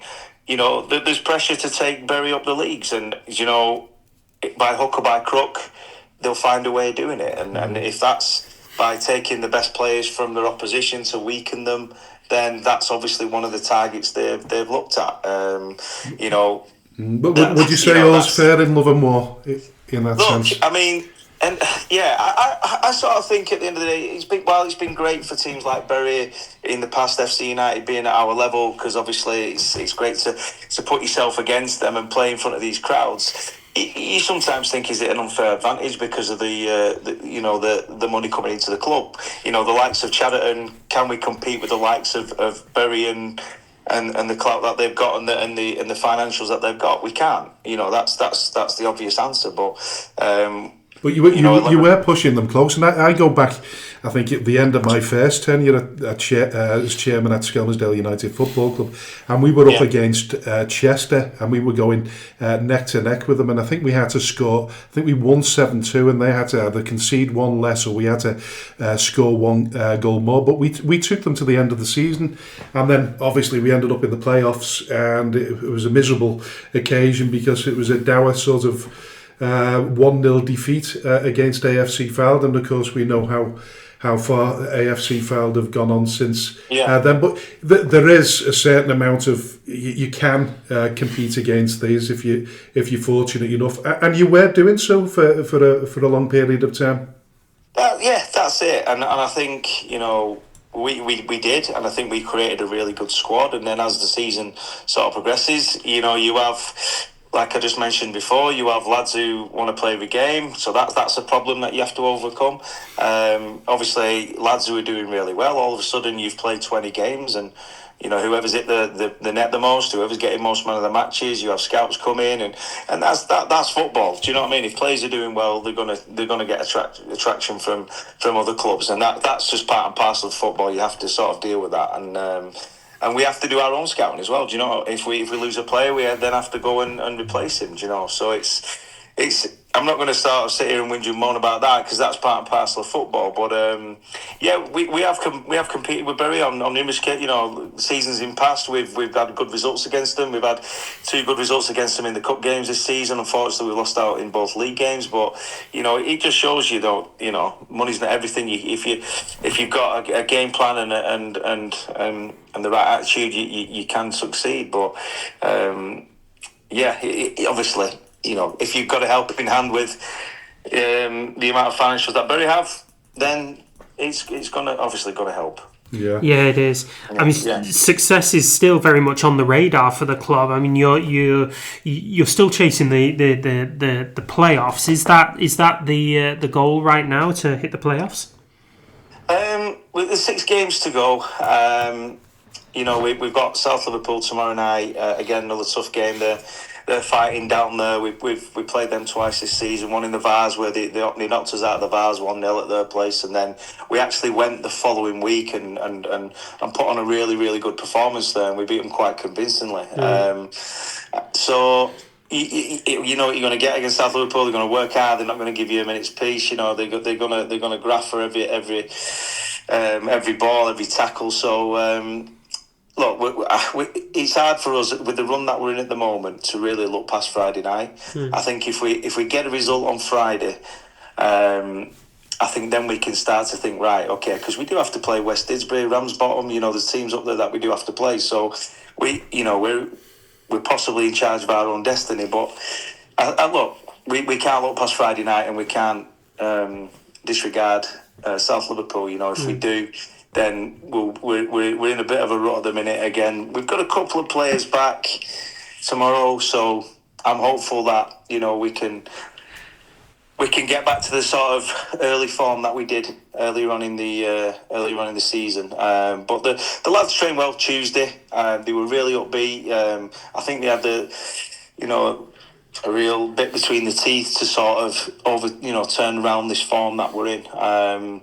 Because certainly since myself and Ben have been at the club, we've not been on this type of form. It's so prolonged, if you like. It's never been this. We've always lost games, or the couple of games, or 2 or 3 games we've played without a win. But with 12 games now and only 2 wins, it's quite a long period. It's been an extremely competitive league this season with many surprise packages. Which team has surprised you, and which team has impressed you?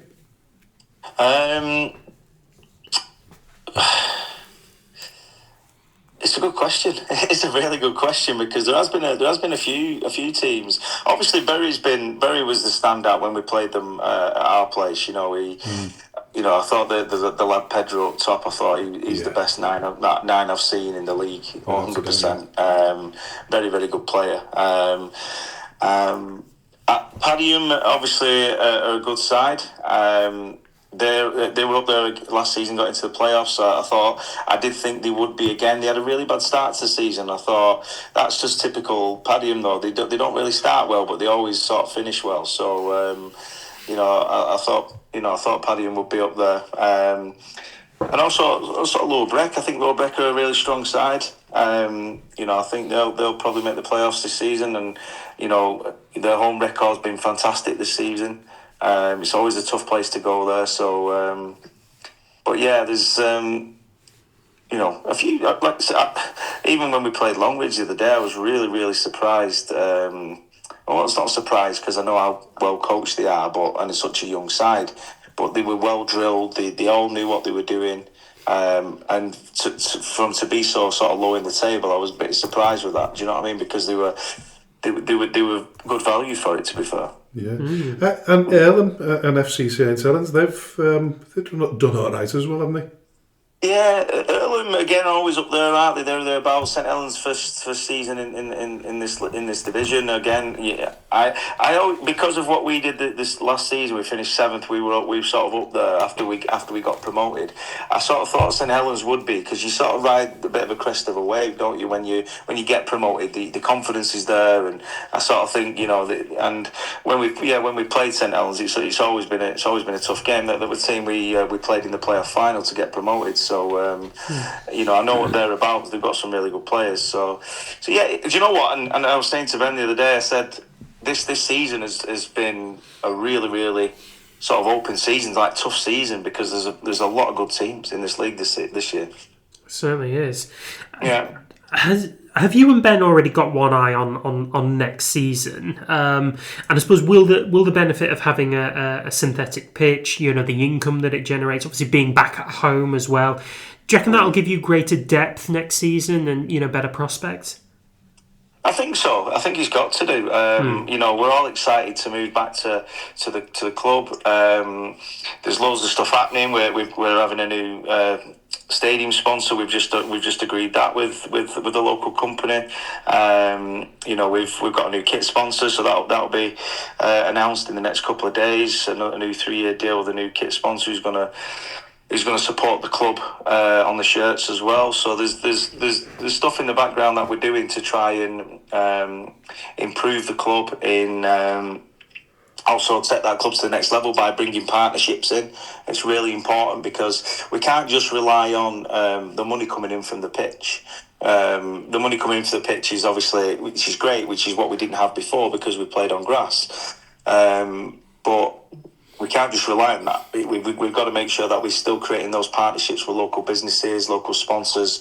I think that's really important, and we've recently taken on Sid Ahmed, who's the commercial manager at the club. So now we're getting back to the club. He's tasked with sort of building those partnerships in the local community, trying to improve gates. Because when myself and Ben came to the club, I think there was roughly about 80. We used to get about 80, 90 watching, and then we actually grew it up to sort of 230, 240, and then all of a sudden we're not at the ground, so nobody's been at the ground for a while. So I'm just hoping the excitement is of the new facility opening sort of brings people back through the gate. But I've been down to the club obviously over the past months, and we've watched it progress, and to see what we've got at Chadderton now and what it was when I came to the club, it's night and day. It's a fantastic facility. Yeah. Listen, we'll mention the facility at the end of the show, but I noticed on your post on X following the defeat at Lower Breck on the 20th of February, I think it was, you said, tough to take that tonight after that second half. I thought we deserved to win, but that's football when things aren't going for you. There's some things that are more important than the game, and for our player to be racially abused when leaving the pitch was disgusting. No room for racism. Now, it annoys me that we still have to talk about racism because it should have been stamped out years ago. Now, I assume we can't really mention names, but can you tell me more about what happened? So there was a moment where one of our players, it was actually Muis Babiria Bello at the time. He just scored. I think he received a little bit of abuse on the pitch. So he's then gone over to the linesman to say, did you see that? Or, this is what's happened.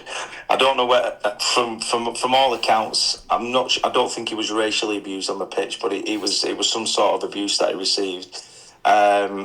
He's asked the linesman. The linesman flagged. Referees brought him over and they've sin-binned him. I think then Muis has just lost his head in the moment, and the referees then pulled out. I think it was a double yellow. He might have even showed him a straight red. So as Muis is walking off the pitch to the tunnel, so as he gets to the gate, and we have witnesses who see this, he sort of spits towards the floor. Now, apparently, from witnesses on the day, or what I'm told, one of the guys then shouts, "Oi, you this," and shouted a racist remark at him. So now, for me, I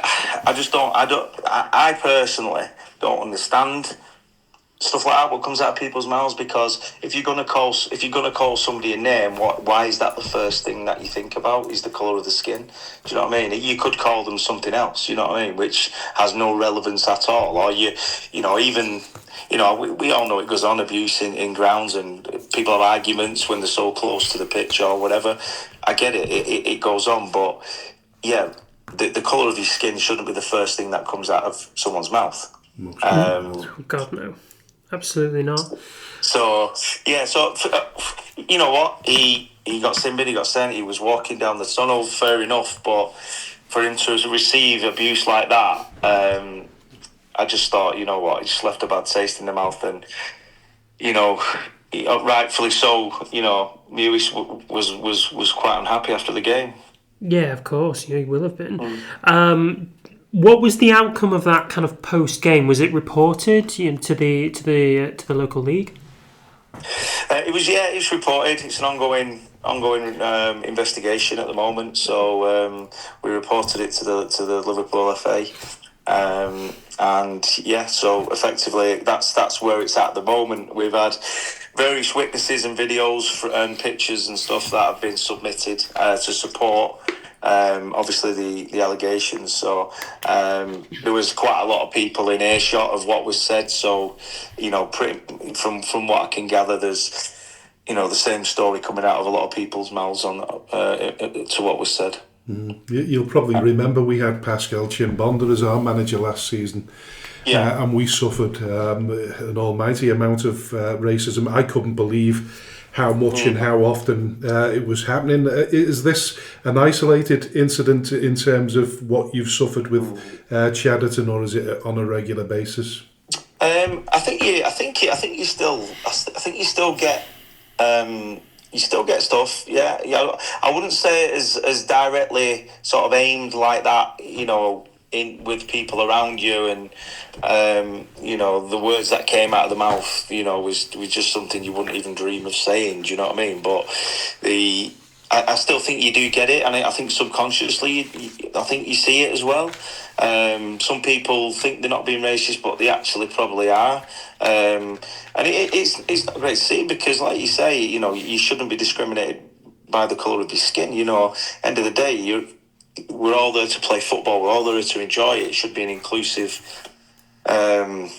It should be football's an inclusive sport. Everybody should, and in this day and age, in 2025, we seem to be talking about it more than ever. Do you know what I mean? And I've said before, I can't understand why we're still discussing it. Are we failing in education, or are we fooling ourselves into thinking that we'll ever eradicate racism? I personally don't think we'll ever eradicate it. I don't. I think we'll try as best we can. Again, education. Is that the way forward? I just feel there's some people sort of are built that way, and can you take them away from that? I'm not too sure. I mean, it's hard to see, really. Obviously, my best friend Ben, who's also joint manager, is also of a black background. You know what I mean? So. It's hard for him to hear that when obviously one of his players is being racially abused as well, because that directly affects him. And we back at in that moment. Lewis has done something wrong. Obviously, he's been sent off the pitch. That's fine, but what followed? Call him what you want, but call him. You know what? I don't obviously say the language on here, but you just call him whatever. But you don't have to go as low as using the racial stuff. So it's disappointing, And you know what? It's we've not been perfect ourselves this season. I'd say on the discipline side, which I mentioned before, with you only have to look at our disciplines not being great with regards to referees and stuff like that, but. I think there's a mark if you step over that mark, and that's just stepping over it, I think. Yeah, 100%. Given that this fan is representing Lower Breck as a fan, do you think there's some responsibility that falls on Lower Breck to either appropriate some kind of action against this fan, or to kind of teach him where he's wrong? I think, if he's a Lower Breck fan, I'm sure there's been other sort of black players playing for Lower Breck in the past. Do you know? So that's what you've got to look at then, is like you're actually supporting a team that could possibly have black players playing for them, and yet those are the words that the first thing that comes out of your mouth. So I would say as a club, and especially if it was our club, we would cascade the message down.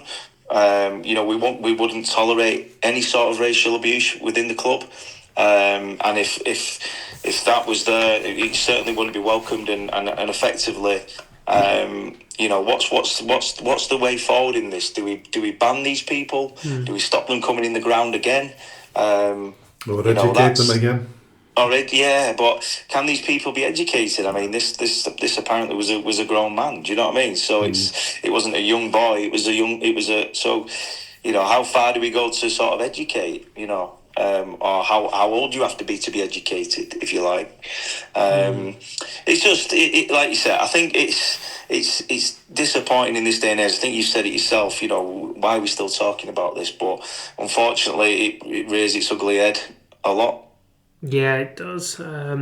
So all we can do is just kind of continue to fight the good fight, really. To finish on a positive note then, Carl, Skem played you at your place last season.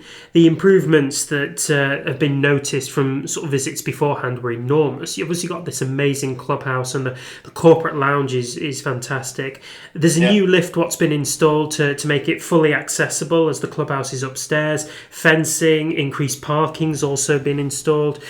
You were awarded a £1 million grant from the Premier League, the FA, and Government's Football Foundation to install that 3G pitch, which is going to help women's and girls football in Chadderton. But this will also benefit the men's first team and the 20 teams associated with the club. In your book, then, how important is the sustainability? How important is this to the sustainability of the club?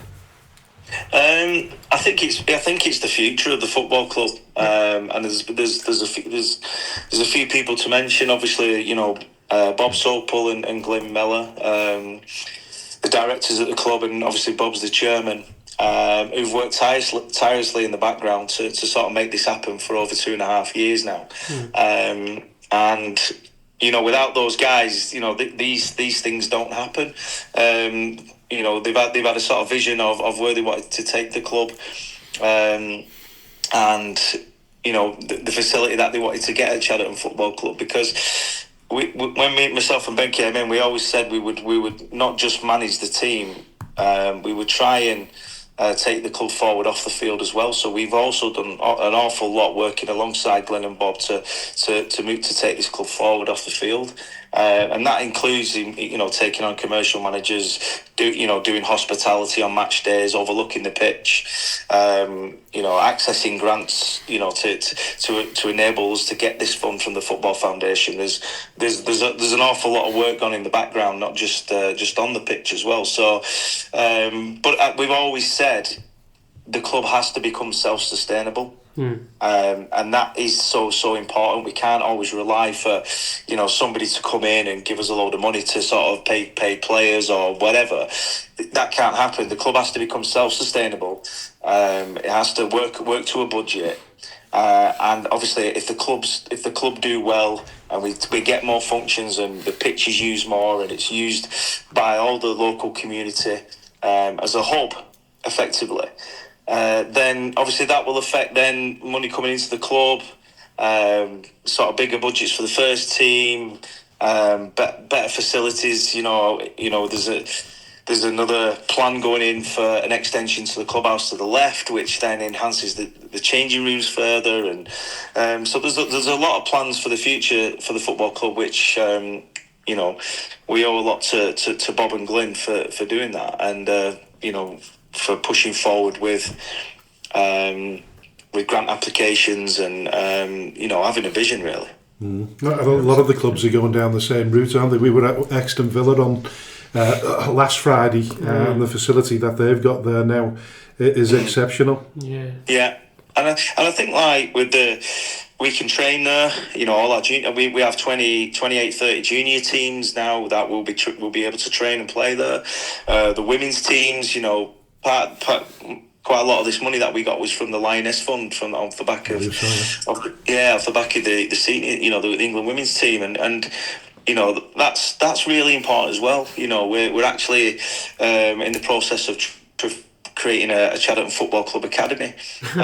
So we're doing a BTEC Academy course, and we're soon to launch that, which we'll start taking people in from September. So there's a lot going on in the background. Obviously, we're trying our best to improve the club and thinking of ways of, but we, like I said, trying to compete with teams that do have more money. We're looking at other ways of bringing young players through the club, because we see that as the future, and like you said, we can't just rely on one man to come in and put funds into the club. It has to be run like a proper business, and and budgeted each season, if you like.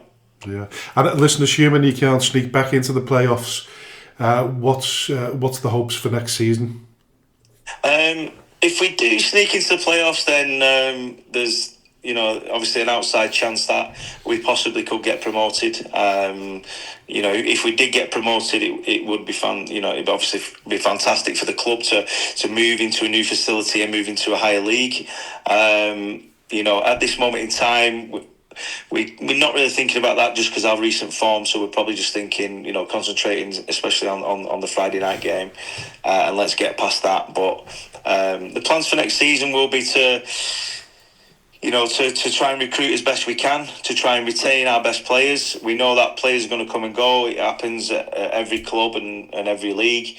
But we have a really good core of players, and hopefully we can keep the ones that we want and add some quality to it as well. And who knows, there could possibly be a couple of young lads coming through as well from our younger teams. Yeah, and listen, you're certainly going to have a great infrastructure moving forward next season. So listen, it's been really good having you on the show. Best of luck for the rest of the season. Hope you sneak into the playoffs. And good luck against South Liverpool. No problem. Thanks, guys. Cheers for having me. All the best, Carl. Take care, mate. Bye now. Take care. Cheers, mate. Bye. Special shout out to all the businesses that support Skelmersdale United Football Club, Origin Sign Company, T&W Garners, 7PDS, Skem Express Cars 5005, Lease Car UK, RNB Auto Centre, SB Skills Solutions and Hey Presto Web Design. Thank you to everyone who donates to the club, supports our race nights, raffles and the lottery bonus ball scheme. And, of course, the last man standing. A special thanks to those who organise these fundraising events, especially the incredible Lee Davis and Lucas Berquist. To all who stand by us both on and off the field, we are truly grateful. If you wish to sponsor the show, please contact me at chairman.skemutdfc@gmail.com or call me on 07766 054 548. All proceeds will go to Skelmersdale United Football Club. Thank you for your unwavering support.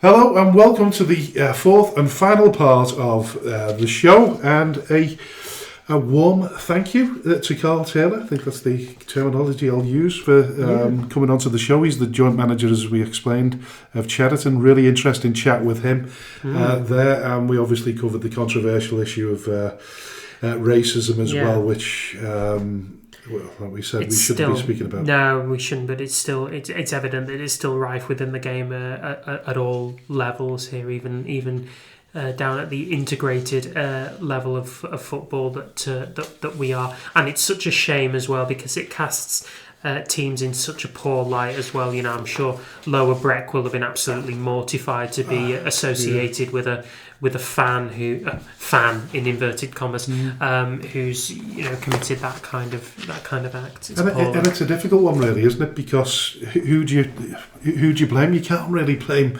the home club. You can't blame Lower Breck. There's nothing you can't put anything in place there to avoid that. That's just a random.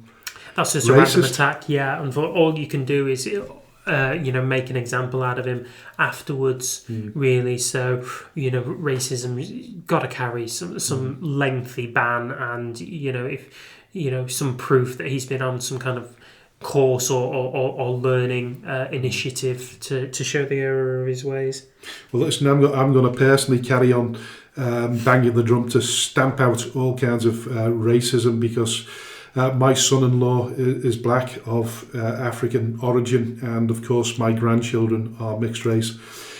There's no excuse for it. We've just got to stamp it out. Yeah, my partner is mixed race, and her father is of ethnic origin as well. Luckily enough, they've never been on the receiving end of anything like that. But it doesn't matter. They shouldn't have to. No, most definitely. So, we've come to that final part of the show, and we've come to the fixtures for the next week. The expert analysis. And the expert analysis, of course. I don't know where to start on this one, but maybe at the beginning. Yes. So, the first game of the weekend is actually one that, by the time this show comes out, will already have been played, and that is at the Anfield Sports Community Centre, where Lower Breck take on West Didsbury and Chadderton. So Lower Breck in third, West Didsbury in fifth, both on really positive runs of form. Lower Breck 5 wins from 6 games. West Didsbury and Chadderton unbeaten in their last 3 games, and having scored at a canter, really, 13 goals in their last 6 games. It's an achievement not to be sniffed at. Where's your thoughts? My thoughts on that one, I think, listen, that's going to be a tough game, that, because they both want to stamp their authority on that one, won't they? Make sure their credentials are fairly intact as we go through to this. I called it squeaky bum time. It's not twitchy bum time this week. I called it twitchy bum. Yes, you did. I actually like the terminology twitchy bum. So I'll go with twitchy bum, and I would say that given the home advantage, although it all depends on how many supporters West Didsbury bring, would it be a night game? Arguably, it could be a draw, but I'm going to go for Lower Breck. I'm going to go for Lower Breck as well. Oh, right, okay. Well, so Chadderton versus South Liverpool. So we've obviously spoken to Carl Taylor on the show. His team have had to endure a really difficult run of form recently, which has included 5 straight losses. So on that basis, you'd be looking to see that South Liverpool would take a result there, but they themselves were the victims of 5 straight losses until this weekend just gone when they managed to beat Squires Gate. yeah. So with that in mind, Chadderton are a whole different prospect to Squires Gate, and I think Chadderton will win this one. Yeah, listen, as Carl said before, they're going to take one game as it comes now, aren't they? So this game is pivotal towards the remaining 6 games, is it? It's something like that, yeah. Yeah, so listen, I'm going along with Chadderton, and best of luck to Carl. Yeah, absolutely. Now then, the Saturday games, and we have 2 1 o'clock kickoffs, followed by a multitude of 3 o'clocks, and then we have a 6 o'clock on the Isle of Man. So we're going to start with the 1 o'clock kickoffs, and we're going to go to Charnock Richard, who take on Ramsbottom at Mozzie Park. You know what? Normally I'd say that Ramsbottom are going to win this one, but it's they're just having that poor run of form, aren't they? Really three back-to-back defeats. It's it's really unfortunate, but with each passing game, their title hopes become that little bit more distant. But that said, Charnock Richard, they're not doing much better themselves. Charnock Richard aren't doing much better themselves. No, I mean they've 2 straight losses. No win in their last 3 games, and only 1 win in their last 6. Conceding more goals than they're scoring. Despite having looked quite strong at one point. So with that in mind, I'm going to say that a draw. I think the pressure will be a little bit off Ramsbottom now, in so much as that they won't be expecting to win the league now, will they? I don't think so. No. I think the aspiration is now purely with the playoffs, and I would imagine that they will be looking at what's in front of them in terms of what they're going to end up playing in the playoffs. Yeah, and who they're going to end up playing. So as it stands right now, Ramsbottom and Lower Breck take the home fixtures in the playoffs, with Padiham and West Didsbury and Chadderton contesting the away ones. Now, if you are a Ramsbottom fan, I don't know who you'd quite prefer at this point, because they definitely look the weakest out of the 4 playoff teams right now. So it would be difficult whatever happens. Difficult really. One to call. So all the most important thing right now for Steve Wilkes and co is that they go into the they finish out the season as strong as what they possibly can do. Listen, I go back to the year when we went toe to toe with Chester, and I think the wind sort of just disappears from your sails. You're going head to head with the top club, and then you lose it near the end of the season. Me head tells me Charnock are going to win this one, but I'm going to go. I'm in the hope that Ramsbottom are going to win. I'm going for a Ramsbottom win. Yeah, I'd like Ramsbottom to win. It would be nice for them to keep the pressure on Bury, but I can't see anything more than a draw for them.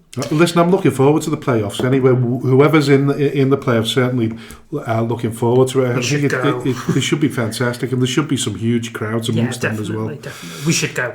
Yeah. Anyway, the other 1 o'clock kickoff is Lower Breck back in action against FC St Helens. Now, this one is going to be really logistically tough for Lower Breck, because having played on Thursday at 8 o'clock. They're not even allowing themselves an extra 2 hours, are they? No, it's barely 48 hours. Thursday, Friday night, Saturday. No, it's not. It's about 36, 35 hours turnaround they've got before they take on FC St Helens. So that's going to be really difficult for them. And FC St Helens had that wonderful comeback win against Chadderton earlier. Ramsbottom, was it? Ramsbottom, pardon me. Last weekend. So you'd hope that they carry a little bit of form going into that one. I'm still going to go for Lower Breck. Yeah, do you know what? So am I. Just. So AFC Liverpool versus Longridge. I'm going to go for Longridge. I'm also going to go for Longridge. Bury versus Barnoldswick. I think. Listen, they're just going to coast it now, aren't they? They're just going to. Yeah, I think each game is now like a a testimonial for them. Yeah, I don't think they'll be thinking that, by the way. No, I don't think it's a testimonial. I think it's more mental fortitude and concentration to not get carried away with themselves and thinking, oh, the league's all sewn up, because that's how you lose it. Barnoldswick have been on a really good run recently. I know they lost at the weekend to Pilks. They lost to Pilks. Yeah, but nonetheless, I think they'll give Bury a good game. So I will say a home win, but I hope Barnoldswick give a good account of themselves. Yeah. Listen, if you can scramble your way through all these huge pieces of paper, it's like a copy of War and Peace, isn't it? There's that much paper around here. It really is, yeah. Listen, we need to find an easier way to do that. But listen, Cheadletown versus West Didsbury and Chorlton. I'm going West Didsbury and Chorlton. I'm also going West Didsbury and Chorlton on a really good run of late. I know they've had a couple of tough results, a month or two ago, but they look like they're hitting their stride, really. So, yeah, away win for me. Did Glossop get back to winning ways? No. No? And I say this with the greatest respect because, we really like Richard Brodie, but his team just aren't finishing anybody off as of late, and they're slipping down the table. It'll not land them in any kind of trouble at all, but, they're not giving a great account of themselves of late. Abbey Hay, on a decent run of form. They're unbeaten in their last 4 games, middle of the park team, but nonetheless, giving a good account of themselves. I'm saying a draw here. I'll go for Glossop. Okay, fine. Earlham versus Cone. That's a home win for me, but and for me as well. Earlham, yeah. Mm-hmm. Remica versus Padiham. Away win for Padiham me. for that one, yeah. Yeah, Padiham all the way there. Prestwich Hayes versus Burscough. I'm going to go for Burscough because I think they're building up a head of steam. They've won back-to-back games. They have, yeah. Prestwich Hayes, obviously had made a good account of themselves and had a good result. At the weekend, but I just think this will be a little bit too difficult for them. I do too. Yeah. So Burscough for the win there. Stockport Town versus Pilks. Stockport Town. Yeah, I think you're probably right there. And then the 6:00 kickoff. FC Isle of Man against Squiresgate. Home win for me. Yeah, FC Isle of Man all day long. Yeah, listen, we need to speak more about FC Isle of Man. We haven't spoken about them for a while, have we? They seem to have. We didn't. Yeah, they kind of dropped into middle of the park territory alongside FC St Helens and teams around there. So their playoff hopes are legitimately diminished as well. They I don't think they can mathematically get back in. If they can, it's a very tight one. We'll feature them again soon. Listen, we'll go into the First Division North because we're not playing this weekend. So we've got Ashton Athletic versus Bacup Borough. AA versus BB. Hoping to have Brent Peters on the show sometime soon. The Bacup boss. Yeah, the Bacup boss. In fact, the Bacup does everything. He actually wears a broom up his backside and he brushes as he's going along. That man has done that many jobs at Bacup. It's unbelievable. Amazing. I'm going for Bacup Borough on that one. I'm going to say draw here. So Ashton Athletic had a really good result of their own last weekend when they... no, they didn't. They lost to Main Road. But I think we were expecting a draw. Oh God, that's put the cat amongst the pigeons now. Yeah, I'm gonna join you on an away win there. Yeah. Right. Ashton Town versus Steeton. Now, given the fact that Ashton got beat by Route 1 Rovers, Steeton coming much the same. Much the same, yeah. I mean, listen, we played both of them, and they can beat you on the day. They can, but Steeton have been also known to have their slip-ups as well. They lost to Garstang, so I'll say a draw. Well, purely because I like Kevin, and I don't want him to win and go for Ashton Town. Okay, fine. Droylsden versus Daisy Hill. That's a Droylsden win for me, although I think the crowd will be massive. Yeah, well, it'd be interesting to know whether this rolls over. It's one thing having a big kickoff and big for your first game, but the first game that they actually had didn't bring any bigger gates, did they, when they were away from home? So it'll be interesting to see who jumps on the bandwagon. Now, I think the attraction of going to Droylsden and knowing that there's going to be a big crowd there might entice a few of the Daisy Hill people that jumped on the bandwagon. Yeah, but I don't know. But listen, like you say, anyway, Droylsden all day long for that. Yeah, me too. Garstang versus Exton Villa. That's Exton Villa's for me. Yeah, it's got to be, hasn't it? Our slim chances of getting above Garstang still possible. We've got to go for Exton Villa on that one. Yeah. Holker Old Boys versus Atherton LR. It's a really difficult one. It is really difficult because Atherton LR are slipping a little bit of late, and Holker Old Boys are themselves slipping, but are known to be really good away from home. That being said, I know full well that the fan coach that is taking Atherton LR up to Holker has sold out. Right. Okay. They know how important the game is. They do know how important the game is, so I think they'll be bringing a packed house up there, and I'm hoping very much that it will carry them through to some level of result. I'm not sure whether it will be a win, though. I will just plump for him because we like Davy Jones, so I will say an away win. Yeah, I'm going for Holker. I'm going for Atherton LR as well. McGull versus AFC Blackpool, I think. AFC Blackpool? AFC Blackpool, yeah. There you go. Division 1 South, a couple of interesting games here. Yep. Asheville versus Stockport Georgians. Yeah, how are we going to shape this one, really? It's a difficult one. Asheville are 8th. Stockport Georgians are 12th. There's nothing between them at all, is there? Very, very little between them at all. So it looks like it has the hallmarks of a draw.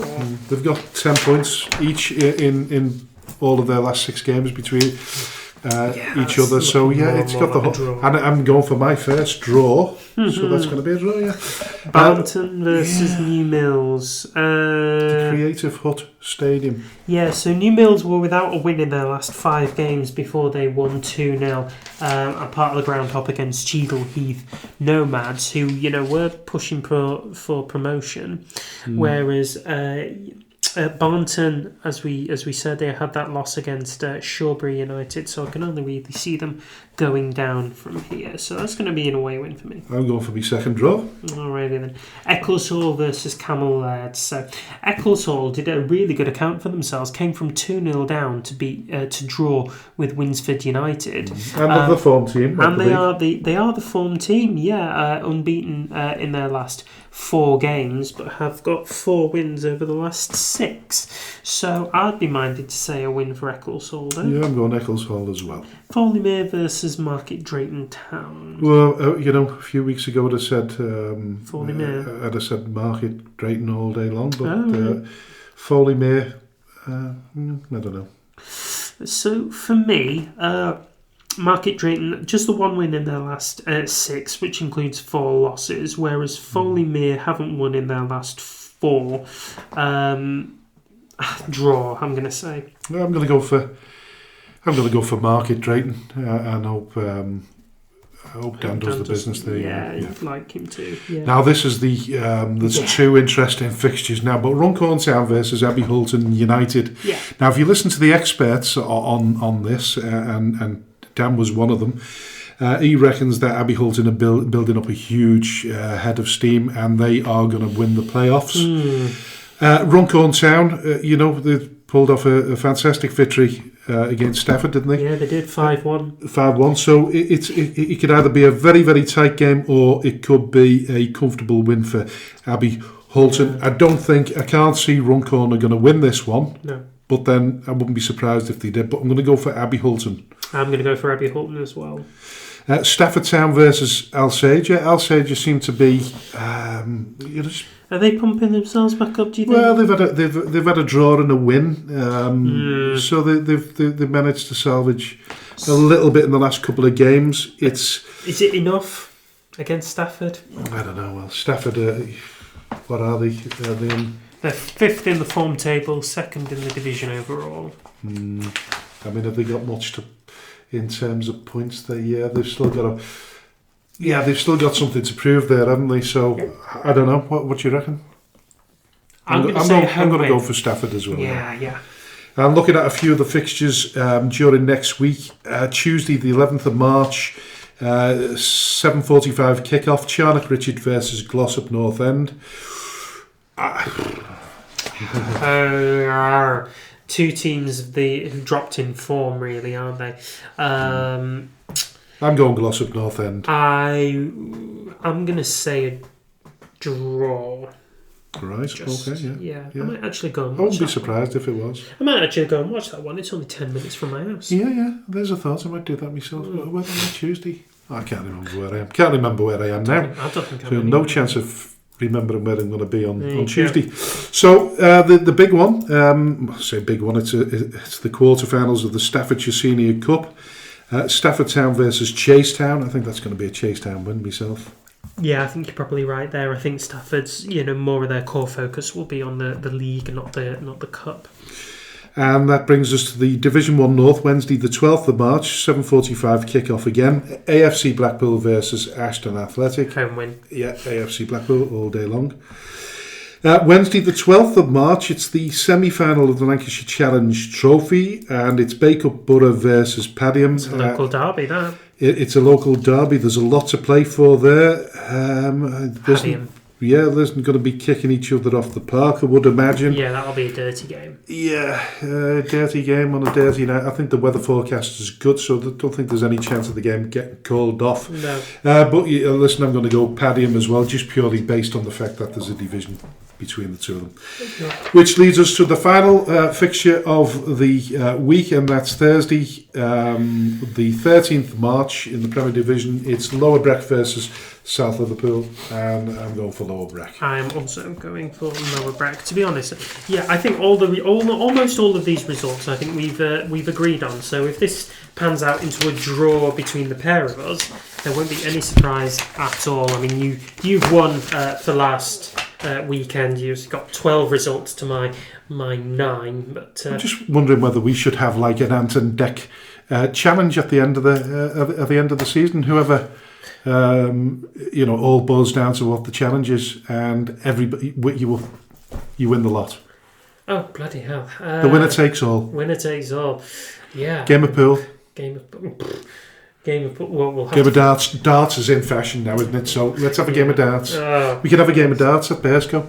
We could have a game of darts at Bearsco. That could be the tiebreaker. Can you imagine? It'll be the dullest set of darts ever. You're trying to get us down from 501. It'll be 1s, 2s, and missing the dartboard itself, really. Yeah. Listen, we've covered all of that. We've given our expert analysis as per usual. We predicted the future. We're really good at doing that, I think. So we come to the final part of the show, and that question about what have we learned this week? I have learned that fans can carry an awful lot of influence into how a team's direction is to be taken, either for the positive or for the negative, and we've seen both sides of it across this season. I have learned that there are fans out there who truly love their club more than just about anything else there, and the passion of fans at our level must never ever be understated or taken for granted. I've also learned that we've got an awful lot of an awful big job on our hands to try and eradicate racism from the game of football, even at our level, where integration between fans is so commonplace these days, and I think we've got still a lot of work to do to try and teach those the rights and wrongs. In terms of what I've learned, I think looking at Tony Young and watched the video as it started to go viral. the normal rant and rave of a supporter. It really isn't sort of educationally backed up on normal on the normal stage. But I think Tony hit the nail on the head. I respect his passion for the football club and respect everything he said. I think it's difficult. Normally, you get a lot of critics that'll come out with a load of baloney and not back it up with statistics or know a great deal about what's going on behind the scenes. I think Tony's matched that intellect and intelligence and knowing what he's talking about. So, huge kudos to him. Listen, feel sorry for the people that have taken over the football club and have got the mighty task of, putting the pieces back together again. I feel sorry for them because we're in a similar predicament ourselves, and I think it's sort of all hands to the deck. People need to pull together in these times. So I'd like to think that a club that is probably one of the most famous non-league football clubs in non-league will continue to prosper. Well, eventually prosper and get better. And fortunes change for them. So best of luck to them. Racism, we shouldn't be talking about it. I don't think we'll ever eradicate it. I think we just carry on educating people, picking them out of the crowd and sending them back to school, doing something positive. But I don't think we'll get anywhere with it in particular. That's a sad note to end on. But listen, I think it's been a fabulous show. Thank you to the guests, Tony, and thank you to Carl Taylor as well. Absolutely fabulous. Yes. Listen, I'll leave the final words as usual to AJ. You've been listening to the Speaking Frankly football show with me, AJ Bajette, and my co-host, Mr. Frank Hughes. This podcast is available on Amazon Music and Spotify and most other streaming services, wherever you get your podcasts. Please remember to rate and review, as we do like to hear your feedback. Please also remember to subscribe so that you can be the first to know when a new episode of the Speaking Frankly football show has been released. We are also available on social media, on X and on Facebook, most prevalently under the banner Speaking Frankly. So please go and give us a like or a follow, and we will see you next week for the 19th episode of the Speaking Frankly football show. Bye bye for now.